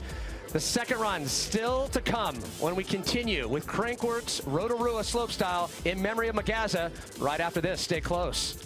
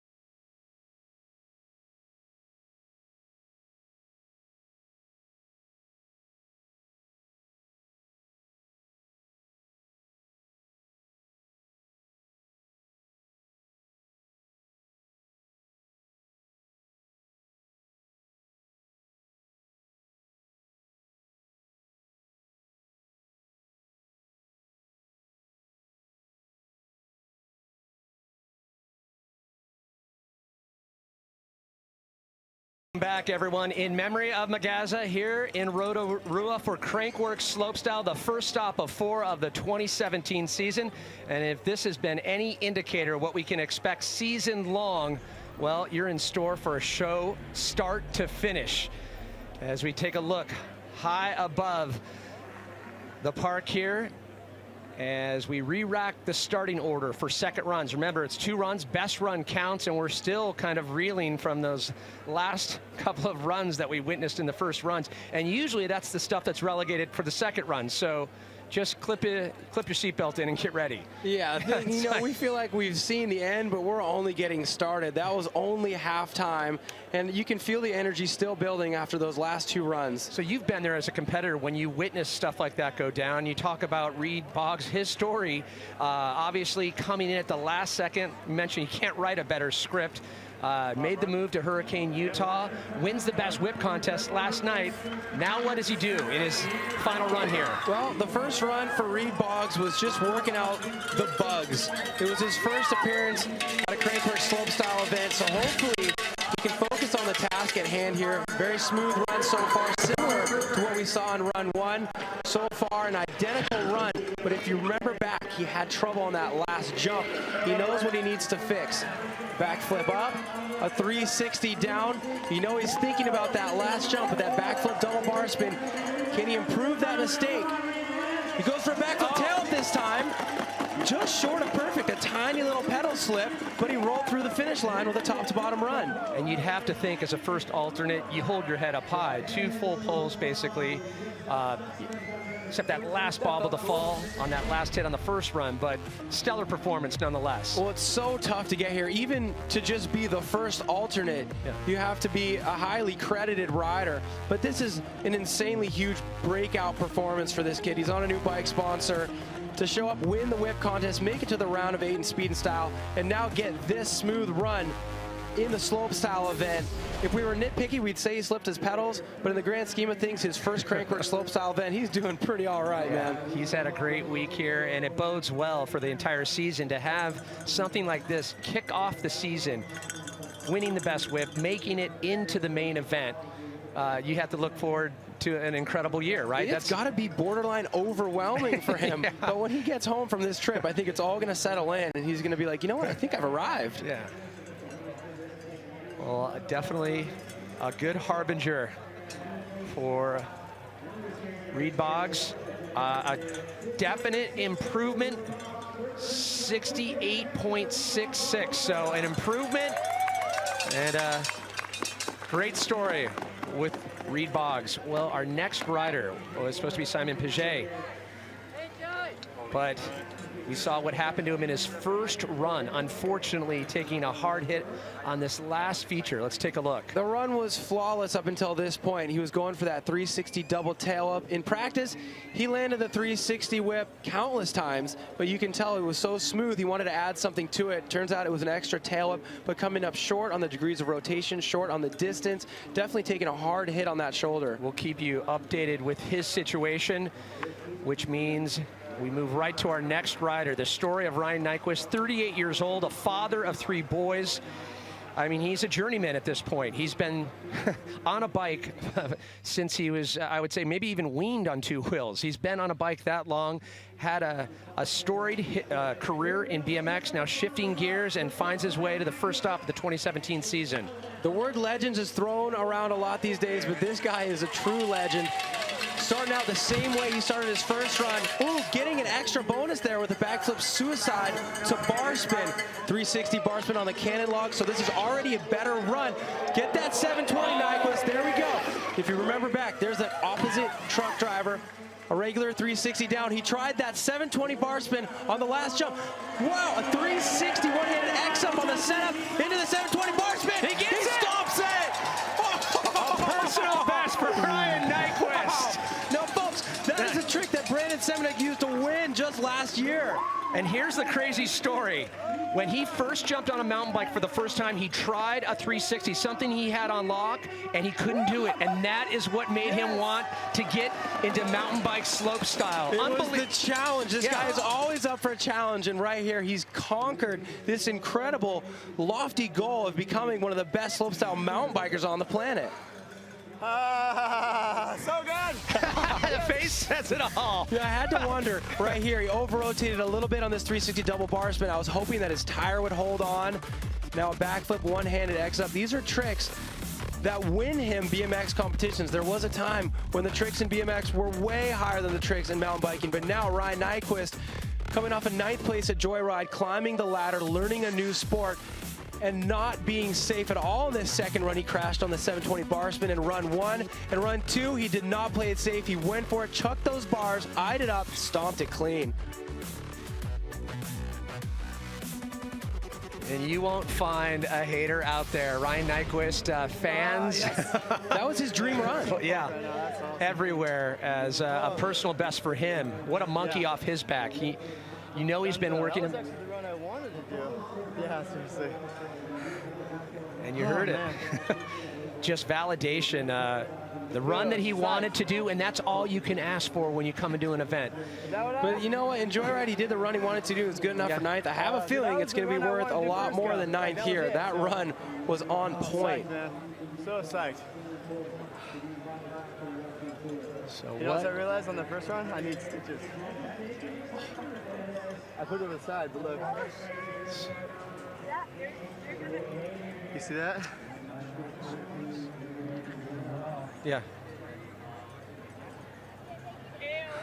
So he'll have to better an 88.6 to move into the podium as you know how I fix that? I just needs a little stitches there. That doesn't phase Ryan Nyquist. He's a grizzled veteran. Scores coming in a 91.33. Nyquist moves into second place.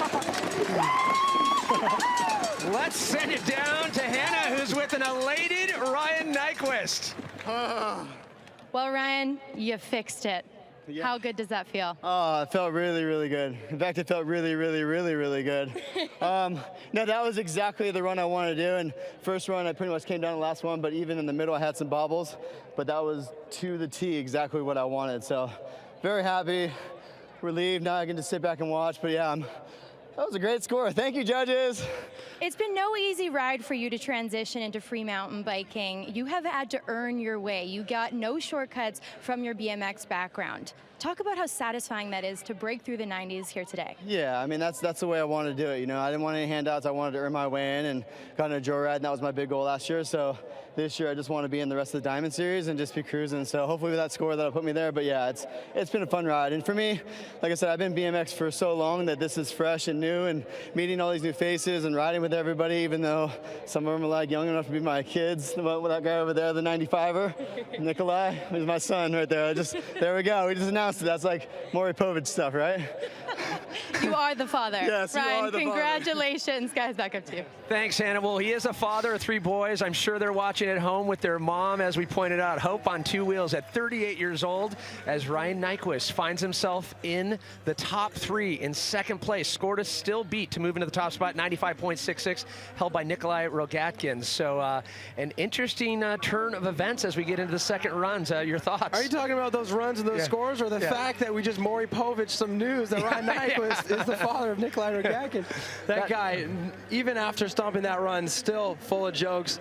You know, he's a veteran. He never gets rattled, and he's officially one of the best in the world at a new discipline. So Antoine Bizet, the 24-year-old, the story with him this week is his slopestyle bike hadn't made it until yesterday. Was riding on his trail setup, and that just says volumes about his ability to adapt. Well, it's going to take a lot of time to get through this course on a trail bike, but then also adapt how much different the speeds are going to be once his slopestyle bike finally showed up. So practice has been very difficult for him. Will we see his ability to adapt, that willingness to experiment? We talk about the gymnastics background. Will he add? We obviously know that he needs to add, but will he do it? You know, I think if I know Antoine Bizet, I have a feeling he's going to go for it in this run. I have a feeling he was just getting something in the bag in run 1, but he's got some crazy rotational variations. Here we go, that flat spin 360 table on the second jump, opposite flat spin 360 on the third jump. Now getting that tabletop on that cannon, that's what we saw before, so potentially he's saving something for that last jump. Flip up, a suicide down. Now he straight aired it in the first run, so he's at least getting a trick on that. Now a tuck no-hander, straight into the last jump, a back foot bar spin for Antoine Bizet. A clean run for Bizet, trying to improve on that first run as the runs just continually get better with each rider.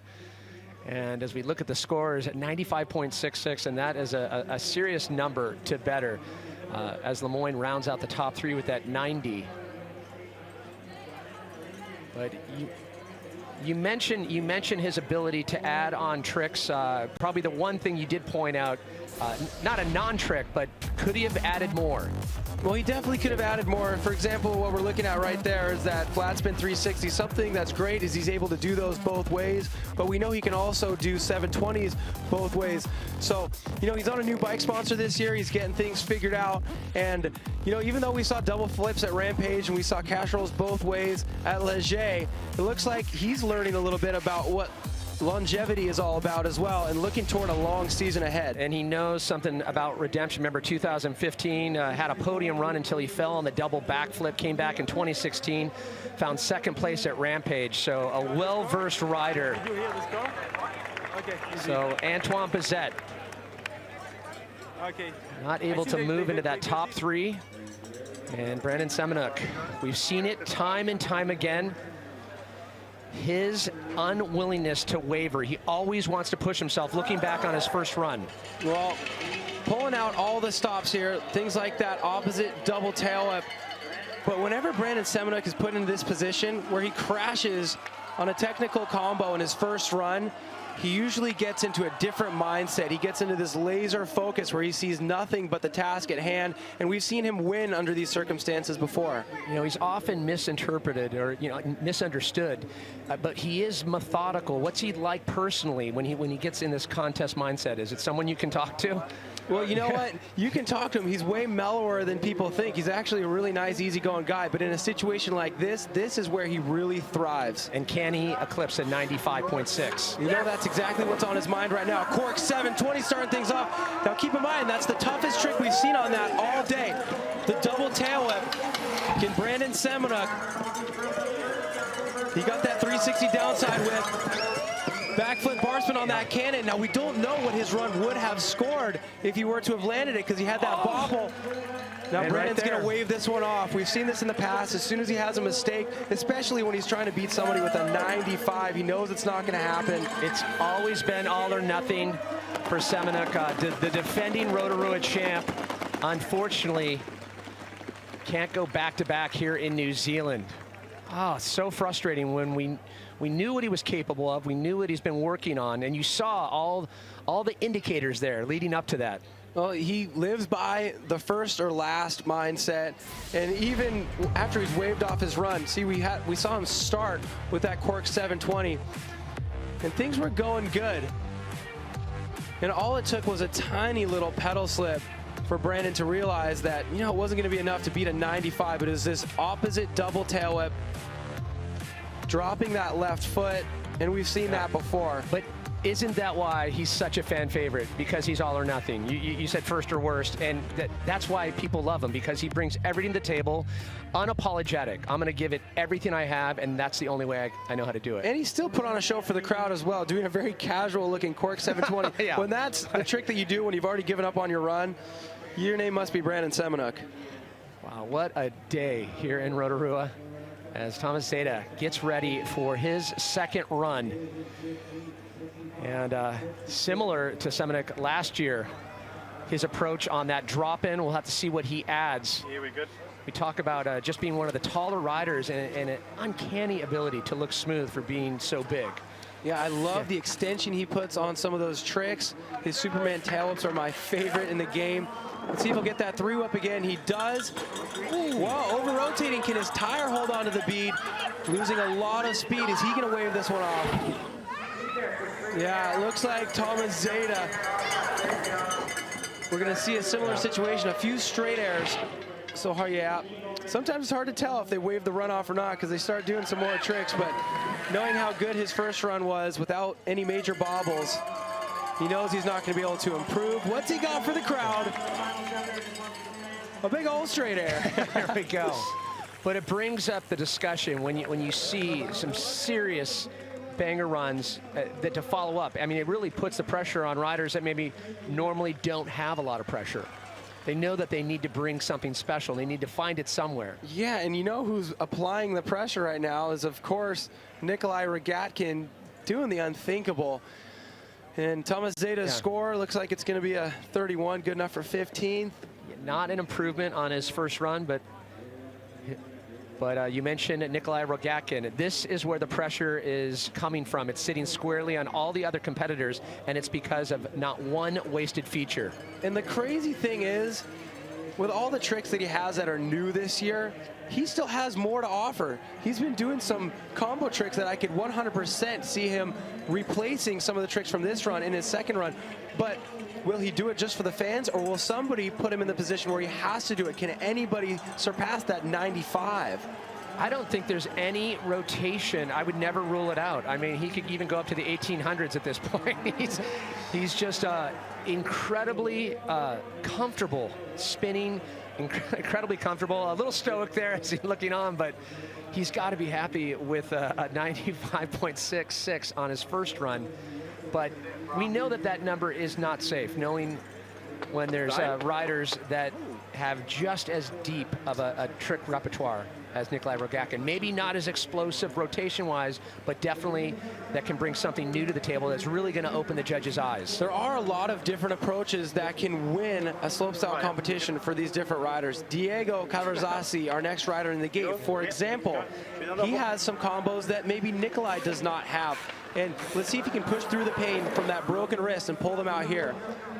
A straight flip on the start, step down into that front flip, top no-hander, getting the variation, taking the hands off this time.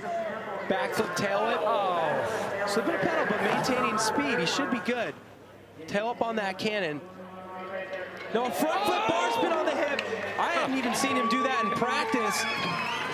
So that brings about the question, what is he saving for this last jump? A front flip on the long and low, carrying speed into the money booter, a catch roll bar spin. Oh, wow, that is a first for mountain biking. Unfortunately, sliding out, but Diego Cavarzasi carving out new terrain. Well, yeah, Diego definitely kind of laying it out, what you can expect at the next stop in Leger. So close. Wow, just a hair off of perfect degrees there. I can't wait to see the replay of this run, this front flip tuck no-hander. And then a lot of great tricks in between, but for me, it was all about that last jump. Well, this front flip bar spin here on the hip, see, that's getting creative. You don't see a trick like that on a hip usually. One of the only guys out here besides Nikolai doing that front flip bar spin. But I was wondering, what's he gonna do on the last jump? And I know he's been working on his cash rolls, but he goes straight for the cash roll bar spin, and he was just a hair off, Pat. You see that rear tire sliding out. And it's great to see the progression of not just Diego, but Torquato, and the story, just even how he learned backflips from Torquato, and now these two really feeding off each other and making Italy proud. I mean, you can definitely hold your head up high, even with that missed trick at the end. Well, you know, it's because they built their own training facility right in the middle of this city, Monza, Italy. You know, they do it for the greater good. They're going to be harvesting new talent from Italy for a long time to come. So Lemoyne sitting in third place, 91, with Ryan Nyquist and Nikolai Rogakin, 95.66. We talked about it earlier. Anton Thielander bringing that go for broke Anton, which we love to see. He's definitely going to have to turn it up even more on the last run here. Nice corked out backflip bar spin on the start step down. That flat spin 360 right into a perfectly executed backflip tail whip. And the 360 is regular direction. This guy loves to spin both ways. A 360 tail up. What's he got on the on-off? Opposite 360 up with good style, considering it's opposite. A flat flip down. No pedals before this setup jump. Into the final booter. What's he going to try?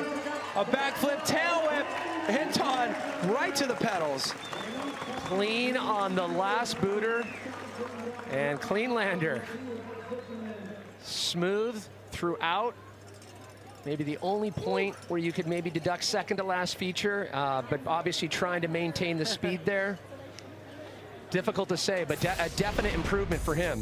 Well, we're going to have to look back because he had two backflip tail-ups in his run, so let's see if maybe one of them was opposite. It's sometimes a case if you see two flip whips in a run. Well, we're not going to get to see that first flip whip, but here we go, a 360 tail whip. And 100%, Classic Anton Thielander style right here, where he doesn't take a pedal, his eyes are up. Was that the backflip opposite tail up? I think it was. Yeah. It was the backflip opposite tail up on the last jump. It was so clean. It was hard to differentiate between the two. That's when you know your opposites are good, when people can't tell that you're opposites. Exactly. And maybe, I mean, break down for the viewers just the difficulty of not just rotating opposite, but on that, you know, even when you throw in the off-axis aspect to opposites, it's a whole nother level. You're doing an opposite tail up upside down, and you're staring at your pedals, and you're catching with the back foot now instead of the front foot, so it's kind of weird to play this little hopscotch game to get your feet back into position, and usually it's easy to tell because they fumble with it a little bit, but Anton Thielander, they call him Cleanlander for a reason. It's about 50 times harder than throwing with your opposite hand. Yeah, that's the only way we can usually relate, but yeah, about 50 times harder. An improvement, nonetheless. 77, the best he'll be able to do is 11th, but it just, it's testament to how much it takes to really crack into the top 5 nowadays in Crankworx. And we talk about extension, we talk about style. There's one trick that really stands out, and that is the tsunami flip, looking back to his first run. Well, the beauty of slope style is different riders have different approaches, and right now I feel like not enough riders are doing this right here. Nico Schultz has his own way of doing a super flip, basically turns it into a tsunami flip where his bike and his body are in a straight line. So how is that when you know you had problems on that last feature, and it's sitting there at the end of your run? Is that sitting in the forefront of his mind right now? I think repeating everything else from the beginning part of the run is going to be harder for him because that's his bread and butter. That tsunami flip, he's got it all day long, so all he needs to do is repeat this double backflip here. Completely perfect, slow rotation, just goes to show how big that third feature really is. A Cork 720, what? Wow, how did he pull that around?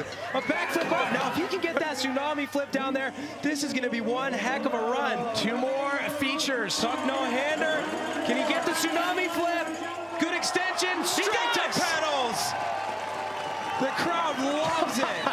The German rider Nico Schultz digs deep and finds what's needed.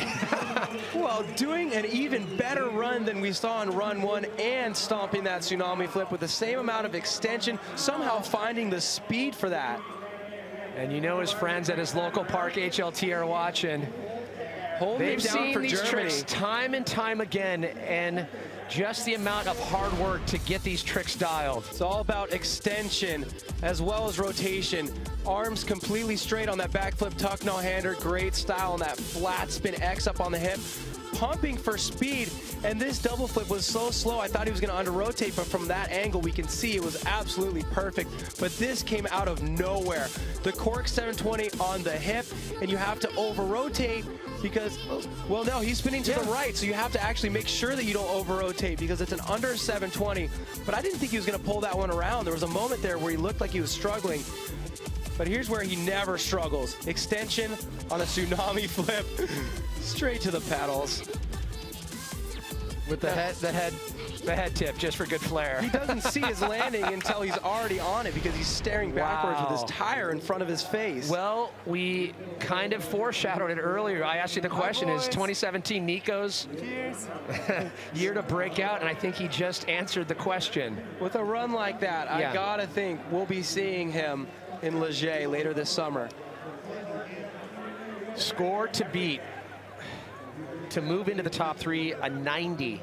Nyquist sitting in second with a 91.3, and Nikolai Rogatkin 95.66, holding on to the top spot. Rogatkin yet to take his second run. And just such a difficult thing to quantify. And let's not forget the level of progression, the stuff that he was throwing in there. You know, I mean, he makes a double look like a single, in my opinion. It's great variety because not only does he have the rotations that are difficult and popular, like the double flip and the Cork 720, he also has his own way of doing some of the more freestyle motocross influence extension tricks. Right. And I think that's what's great about slopestyle mountain biking is merging different genres of two-wheel disciplines, and Nico Schultz does a great job of that. Scores coming in an 84.66. best he'll be able to do is 7th place, even with all that in that run. Just goes to show how hard it is to crack into that top 5. And, you know, to be on the podium right now, you need to be in the 90s. Unbelievable, yeah. It's such a lofty tone that has been set from the first runs onward. We saw Ryan Nyquist come back on his 2nd run, and current standing still with a handful of riders yet to take their 2nd of 2 runs. It's best run that counts here at Crankworx Rotorua slopestyle in memory of Magaza. And you can see Simon Paget will keep you updated on his condition, taking that hard fall earlier on his first run to the left shoulder. And I like to call him Sam Pragmatic. I love his approach on style. It's like, you either got it or you don't. Yeah. He says, well, just watch me ride. That's what style is. Always got a great sense of humor, this guy. And with a solid first run in the bag, it's going to be exciting to see what he adds to it. Backflip tuck no hander, great extension, smooth on the landing to start things off. 360 table, reminiscent of the first run. Backflip tail up and adding the tabletop once he catches, showing a huge degree of control. 360 X up on the cannon. 360 double tail up this time, still has speed. A backflip turn down up. Now these are the things he needs to do to improve this score. Flat flip down the drop. 360 on the setup. One last hit.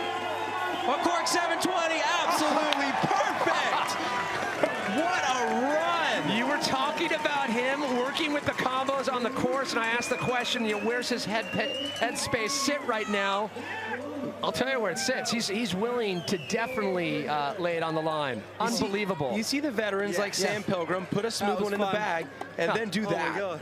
And the fun factor, that is what tips the scales, and it's those little things he does. This gets back to the style discussion, the little subtle things to look for. These days, his style is having more fun than anybody, not only during his contest runs, but he enjoys the whole process. He's got a, you know, web video series, a YouTube page.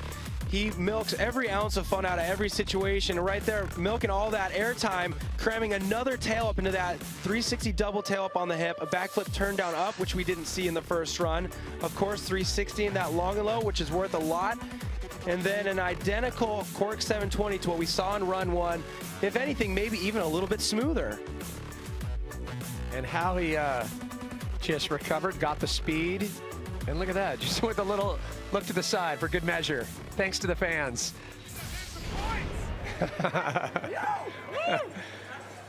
Oh, what a character. Sam Pilgrim. Definite improvement on his 2nd of 2 runs. But as we keep seeing, score to move into the top 3 has to better a 90. And 95.66, still the score to beat to move into the top spot. That's held by Nikolai Rogatkin. Well, you can hear the fans in the background. They have his back. They're cheering for the judges to give him a good score. 81.33, only good enough for 10th. Crazy to think that a score in the 80s is just enough to crack into the top 10. Yeah, it's actually a little intimidating and demoralizing, wouldn't you say? Someone that, you know. It's wild just to think that's where this sport is these days. Yeah, I guess simultaneously inspiring and demoralizing. It's something, absolutely.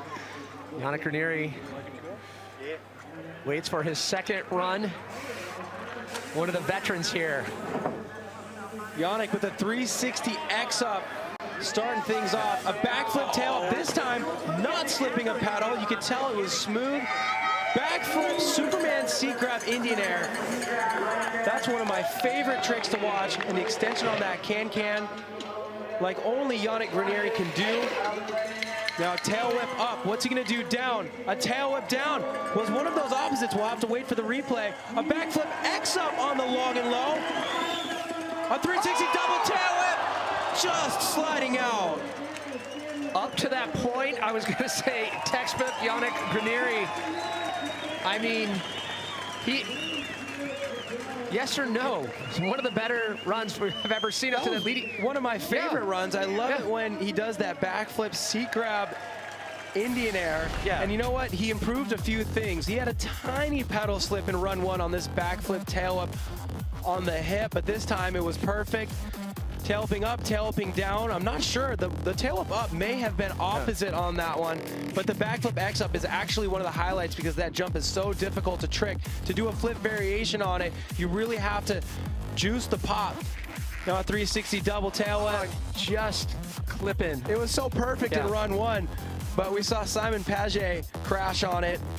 These guys trained together, so you know they were thinking about that trick on that jump. Oh. So obviously not an improvement, and unfortunate for Yannick Ranieri with that fall.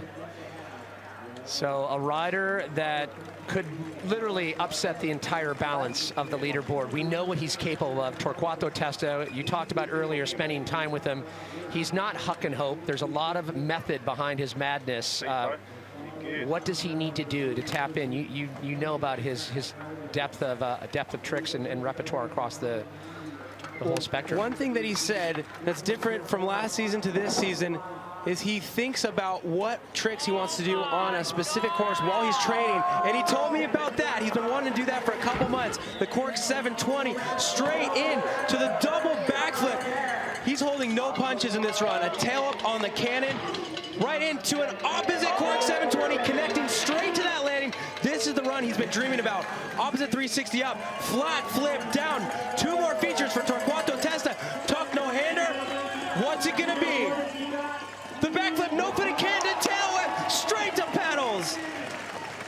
And the run you mentioned, he was working on, thinking about, working at home in the Monza Park. I thought he may go for that run in his first attempt. He saved it for the second, just going to show how he's a smart veteran now in this field, whereas before we thought he may be, like you said, a huck and hope rider, but right now showing he's got what it takes to stick around for a long time.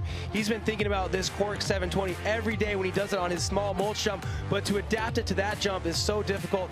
He does double backflips every day, not off of a 14-foot lip, but he still has what it takes to adapt. And I knew seeing that Quark 720 on the second feature that he was gonna go for the opposite Quark 720 on that hip, having to make it about a 740 because it's a hip to the left. Opposite 360 up, flat flip down. It was all about this trick right here. Nobody else does this. A backflip, no-footed can-can. Before he puts his feet back on, he kicks around a tail whip. Just explain the subtlety there. Yeah, not your everyday maneuver, It's so to speak. hard these days to come up with a trick that nobody else is doing, but that's what Torquato Testa has these days. Wow! Moves into second place with a 93, bumping Ryan Nyquist to third. That is huge for Torquato. The best the Italian has ever done. Torquato Testa into second place. The judges rewarding the Quark 720 to opposite Quark 720. They are looking at every single feature. What you're doing in the air, on your landings. The technical merit. Kids getting forehead signed, you know it's good times here in Rotorua at the first stop of 4 of the 2017 season of the Crankworx Series. And Rogakin still holding on to the top spot with that 95.66. And we talked about it earlier, the only Canadian never to find his way onto a Crankworx podium, Logan Pete. A lot of fourth places for this guy, but like you said, the only Canadian in our field today who has yet to stand on a Crankworx slopestyle podium. Opposite 360 X up, landing 100% perfect. Right into the backflip tail up, catching early, landing right at the top of the landing. Straight into this bar spin to tail whip, feet on pedals. Now a truck driver's regular direction on the cannon log. 360 tail whip, his regular direction. All perfect landings so far on these really technical tricks. Opposite 360 down. A tuck no-hander to a little style on the setup. And a 720. Whoa, holding on. A little overcorrect, able to ride out. Logan Pete. Almost too casual on that 720. He was slowing it down, and he was only a couple feet off the ground.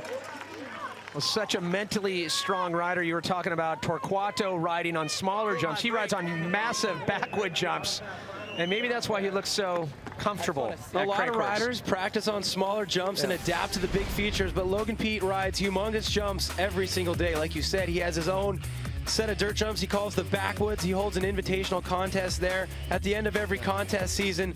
But let's take a look back at this run. Bar spin to tail whip, all of these tricks with great variety. The 360 tail whip at the very top of the landing, he just doesn't seem to case. If he's gonna come close to casing, it's just only gonna make it look more perfect. Now here it is, a 720. He opens up, he gets the nose down and realizes he's about to land. The feet didn't even come off the pedals. He's a very strong guy to be able to hold on to that. And even Rogatkin loving what he sees. Look at that, the reaction out of the guy who's sitting on a 95. So Logan Pete always relaxed, always takes that Canadian chill approach. Well, will this be his time to land on the podium here at a Crankworx event? And not an improvement for Logan Pete on the second run, so the best he'll be able to do is 9th. So still second runs to go for just a few riders here as we look at the current standings. Rogatkin on top, the 95.66. The big question, can it hold? Can Nikolai Rogatkin find that redemption from last year, not getting the win here? A lot of people were hoping it would go to him. He came back swinging. What does he have in store on his second run?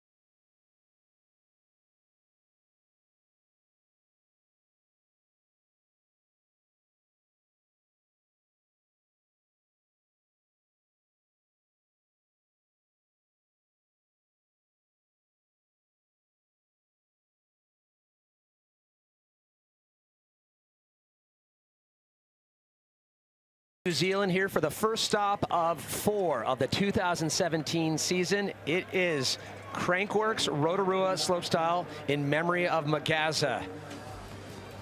The second stop of this year, we will head back to Leger, France, where last year we saw some rain, but we also saw some incredible best tricks. And that was just a hint at what we're to see the rest of the season, so we're very excited to get back to Leger this summer and pull off that slopestyle competition. And it brings the discussion about the marathon march that the Crankworx series is. It is start to finish. It's those top contenders looking for the top spot, not just an overall title, which garners $25,000, but an overall then Triple Crown winner. The top finisher out of three out of 4 stops grabs an extra 25 grand. Just let that settle in just a little bit, Cam. So this is the battle right here, but there's a couple wars yet to come for the rest of the season. But here's a gladiator. We're looking at Emil Johansson right now. And last year's breakout star just landing shy of the podium at Joyride in Whistler Blackcomb. With that opposite double tail up on the second jump. Now backflip 1, 2, 3. A backflip triple bar spin. 360 one-footed can. We're seeing that run we saw in his first attempt, but this time it's a 360 double downside tail whip. A double bar spin up, a 360 double bar spin down. Are we gonna see him get his combo here in the last jump? His last opportunity to do so. Backflip, tail, double bar spin. Wow! With authority, lands the bar spin. How did he just able to dig and find that in such a collected manner. The technicality involved in fitting so much in. A backflip tail up scored high for him in run 1, but we had a feeling he was looking for that bar spin. He was even doing it in practice, stomping it in run 2. You were talking about it earlier. His entry point into the sport, you know, the sport was already such a high level, so this is almost normal to him. Well, check it out. He was 3 years old when the first ever mountain bike slopestyle contest took place, and it was still years and years until anybody was even doing a 360 downside tail up. So that's just the established normal for him. That's why he's doing 360 double downside tail ups and not just doing backflip tail ups. He's doing backflip tail ups to bar spin. This is absolutely a peek into the future of a new era of slopestyle mountain biking. Well, great to see that he found what he was looking for on his second runs of 2. As you can see, just waiting with bated breath. So many subtleties in that run. His first run, an 85.33. Run number 2, 92. Moves into 3rd place. Ryan Nyquist bumped out of the top 3. So wow. So the big question, he found what he needed. He found what he needed in that second run. Can it hold? So Miziri on deck next. But before we check in with Miziri's run, let's head to the top for a quick discussion. Now, Max, can you hear me, buddy? I hear you. All right, Max, I know you've been training really hard all season. I had the luxury of spending some time with you at home in Sweden. That run that you had, a lot of people are saying that maybe it should have scored 2nd place at the time. Is that your ideal run, or did you save something for run 2? That was the run I was planning, but I have more in the tank, and I'm going to try to bring it out this run. Yeah, we'll see how that goes. We're excited to see it. You feeling pretty good on this course? Yeah, I love the course. The course is amazing. Everyone likes it, and obviously the course is running good because everyone is sending it, and I just saw Emil, my buddy from Sweden, do the best run I've ever seen him do, so yeah, I'm stoked. Well, you're looking poised to, you know, try to get on one of those podium spots. You got to feel good for Emil right there, but get your helmet back on. We're excited to see your second run. Thank you. So right back to the start house, and there you see Anthony Miziri looking back on his first run. Well, that 360 double bar spin straight into this front flip tuck no hander. We saw Diego Cavarzazzi take a page out of Anthony's book and try that in his second run. But right here, the last jump, the backflip bar spin to tuck no hander, a trick that Brett Reeder used to win 2015. You got to think we're 2 years later, Anthony Miziri, that's a safety run for him. He's going to add something more to that last feature in run 2 if he gets there smooth. Well, we talk about how he, over the years, you know, he's gotten this stride in confidence. How do you think he handles the pressure at this point? You'd have to think that he's used to it.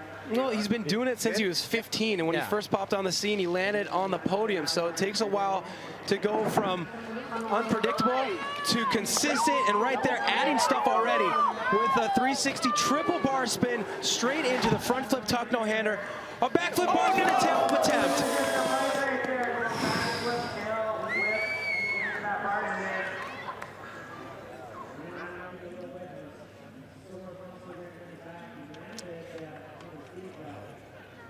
Just really unfortunate for Miziri. Got ejected just high up above the landing on that, and you could see that there was a pretty good amount of contact with the side. So yeah, he got right back up to his feet, but I think that's just because he crashed so hard. He bounced right up to his feet, and then he realized that impact straight to his side. We're going to take a look back. He was going for a backflip bar spin to tail whip, really technical combo. On the third feature here, you see him catch the bars, but when he kicked the tail whip, it just held up. He got hung up in the bike, very similar to when Brandon Semina got hung up on his bike. The tail whip just stopped, and he had no other option than to just take the impact to his body. Literally being tossed out of a second story, and explain too to the people, as good as the dirt here is, this course is so packed tight, you know, close to cement. Yeah, you know, maybe a little bit more forgiving than some other you know, dirt that you'll see on other courses, but still to have the dirt compact enough to where you carry speed. If you hit the ground on that same surface that you want to be pumping on, people are out here packing it all week, so it's definitely a hard impact. Well, medical staff doing a great job this week keeping everybody safe. So it's good to see Misiri on his feet. He'll look onward and forward to the next stop in Leger, France of the 2017 season, but still on top. Rogatkin yet to take his second run, 95.66. Can anyone come close to that? Well, there's one other rider that has something to say about it. You spoke to him. You know what he's capable of, and just help us understand, when you do the run that you've planned to do, and then you have to even dig beyond that. Well, he's always been consistent, but one focus for him this year was getting those tricks for the situations like this, the tricks that nobody's expecting out of him. There's the double tail whip, so smooth off the first feature. A backflip bar spin looked like he was trying to get the tuck no-hander. Oh, wow, he's going to pull a Brandon right there. As soon as he missed the trick that he was hoping for, he's going to throw the towel in on this run. All but official. Nikolai Rogatkin will get to take. Well, we still have Lemoyne. Yeah, don't want to forget, but one step closer. Nikolai Rogatkin dodging a lot of bullets, perhaps the biggest bullet right here. So a slight sigh of relief and disappointment from for Max Fredriksson. You know that he had so much. Well, to get out of the event healthy and look onward to a long season, 3 more stops. Well, this brings us back. This brings us back to the style discussion. We you know, you saw Lemoyne on his first run really get rewarded for the smooth approach. There's obviously the tech there, but how he makes a run look. The strength of his run was the fluidity and the smoothness, but to beat a 95, it's going to take bangers. Well, a chance for improvement. He needs to better a 92, just 2 points away to crack into the top 3. And we talk about Lemoyne, his ability on the pump track.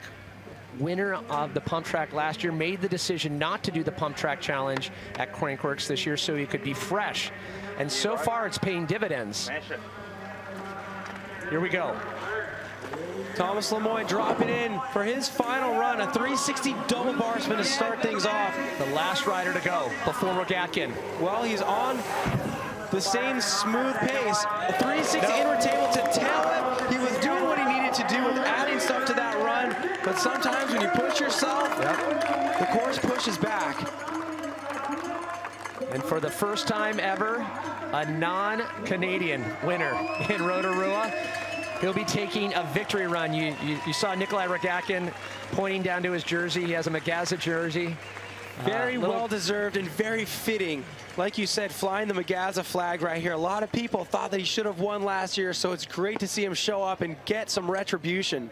And here's the thing, to come back after some, you know, a lot of discussion, a lot of debate, but to come back and to do it in such a definitive way, you have to really give a lot of credit to Rogatkin. He knew, he over-delivered. Is that safe to say? I mean, just listen to the reaction from the crowd when he stomped that twister at the end of that run. I feel like he kind of left no questions.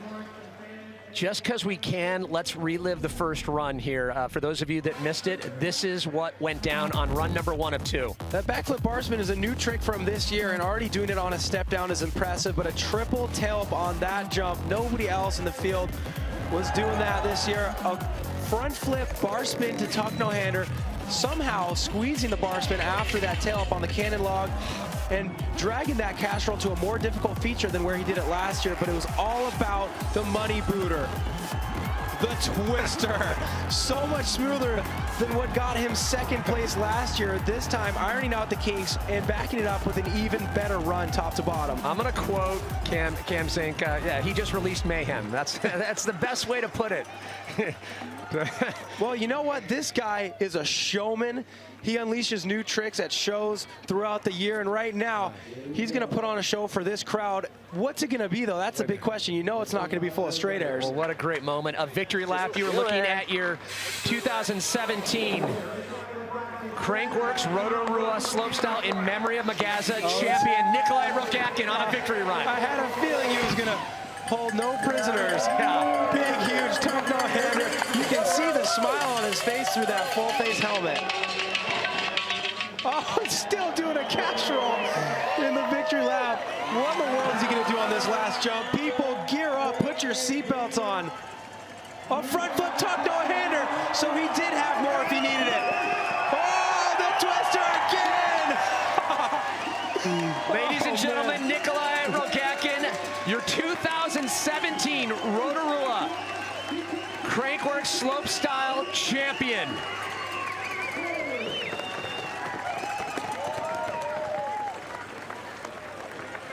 What a moment of redemption, validation, and a nod to the future for the sport of slopestyle.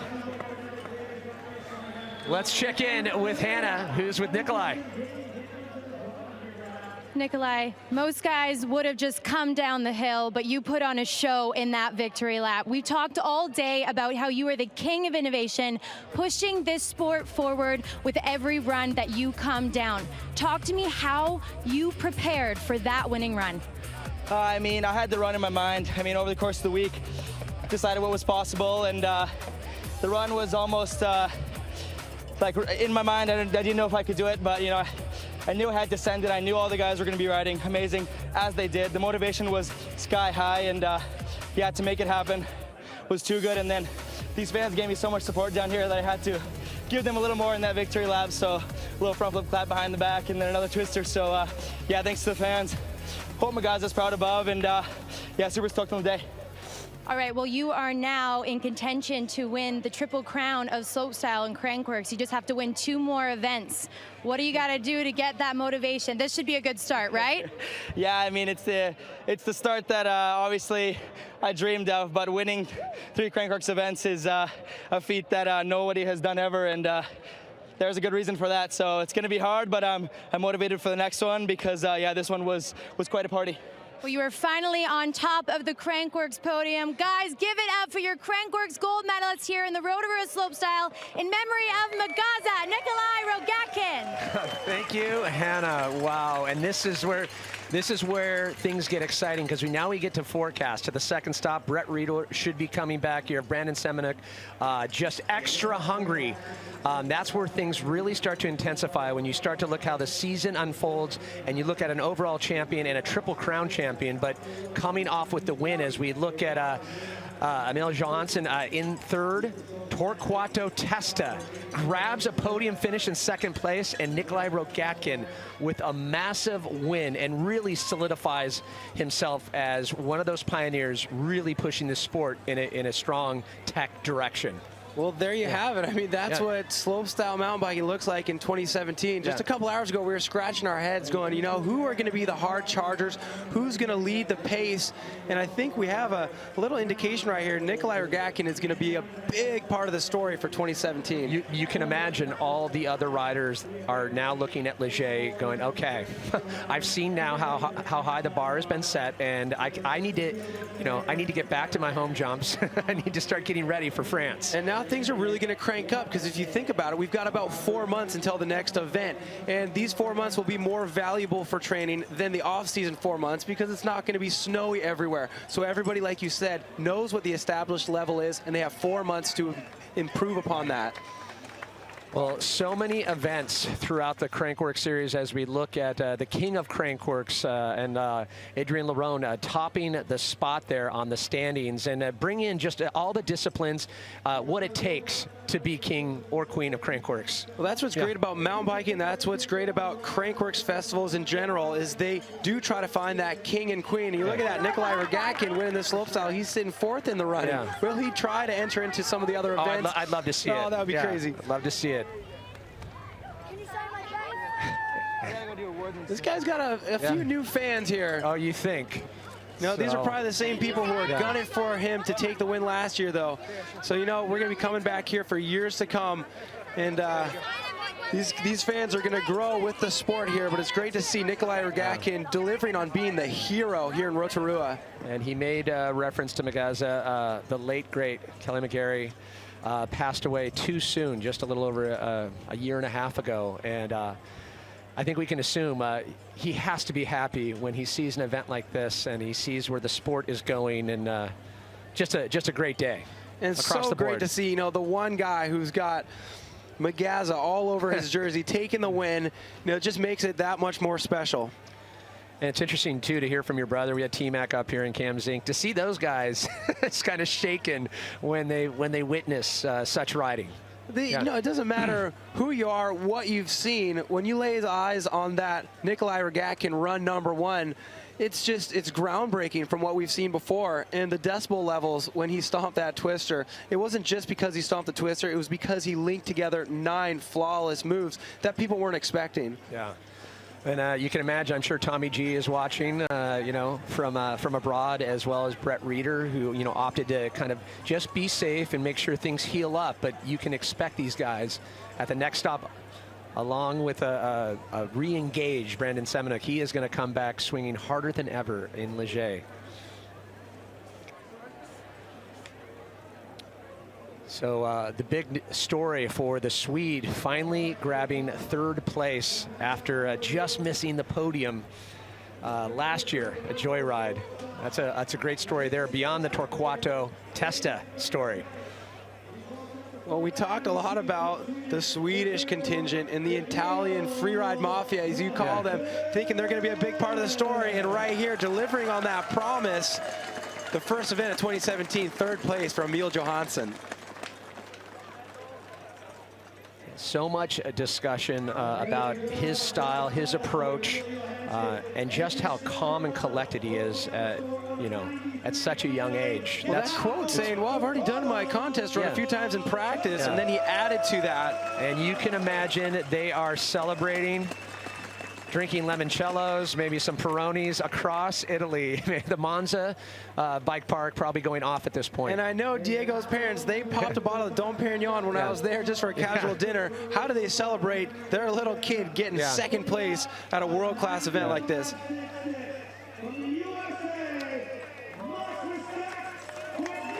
And there he is. It's official. Nikolai Rogatkin, your 2017 Crankworx Rotorua slopestyle in memory of Magaza champion, and did it in such This is such a great story here. I mean, we've got Sammy Hitchcock, Kelly McGarry's girlfriend, presenting the Magaza trophy and a check for $20,000. Nikolai Rogatkin is, of course, our Crankworx Slopestyle World Tour leader at this point. What a crazy season it's going to be. And that is a great podium. We expected some upsets, and that's exactly what we got. Usual suspects with the likes of Nikolai Rogatkin. We did potentially expect to see Brandon Semenuk, 2 slight bobbles, and he didn't find his flow. But we want to remind everyone, tomorrow, the RDH will be going down. Check your local times here in New Zealand, 1:30 p.m. This is classic right here. When you're 17 years old and you're on your first Crankworx Slopestyle podium, you don't know how to open up a bottle of champagne. You know what? I have a feeling he's going to get some good practice in the years to come.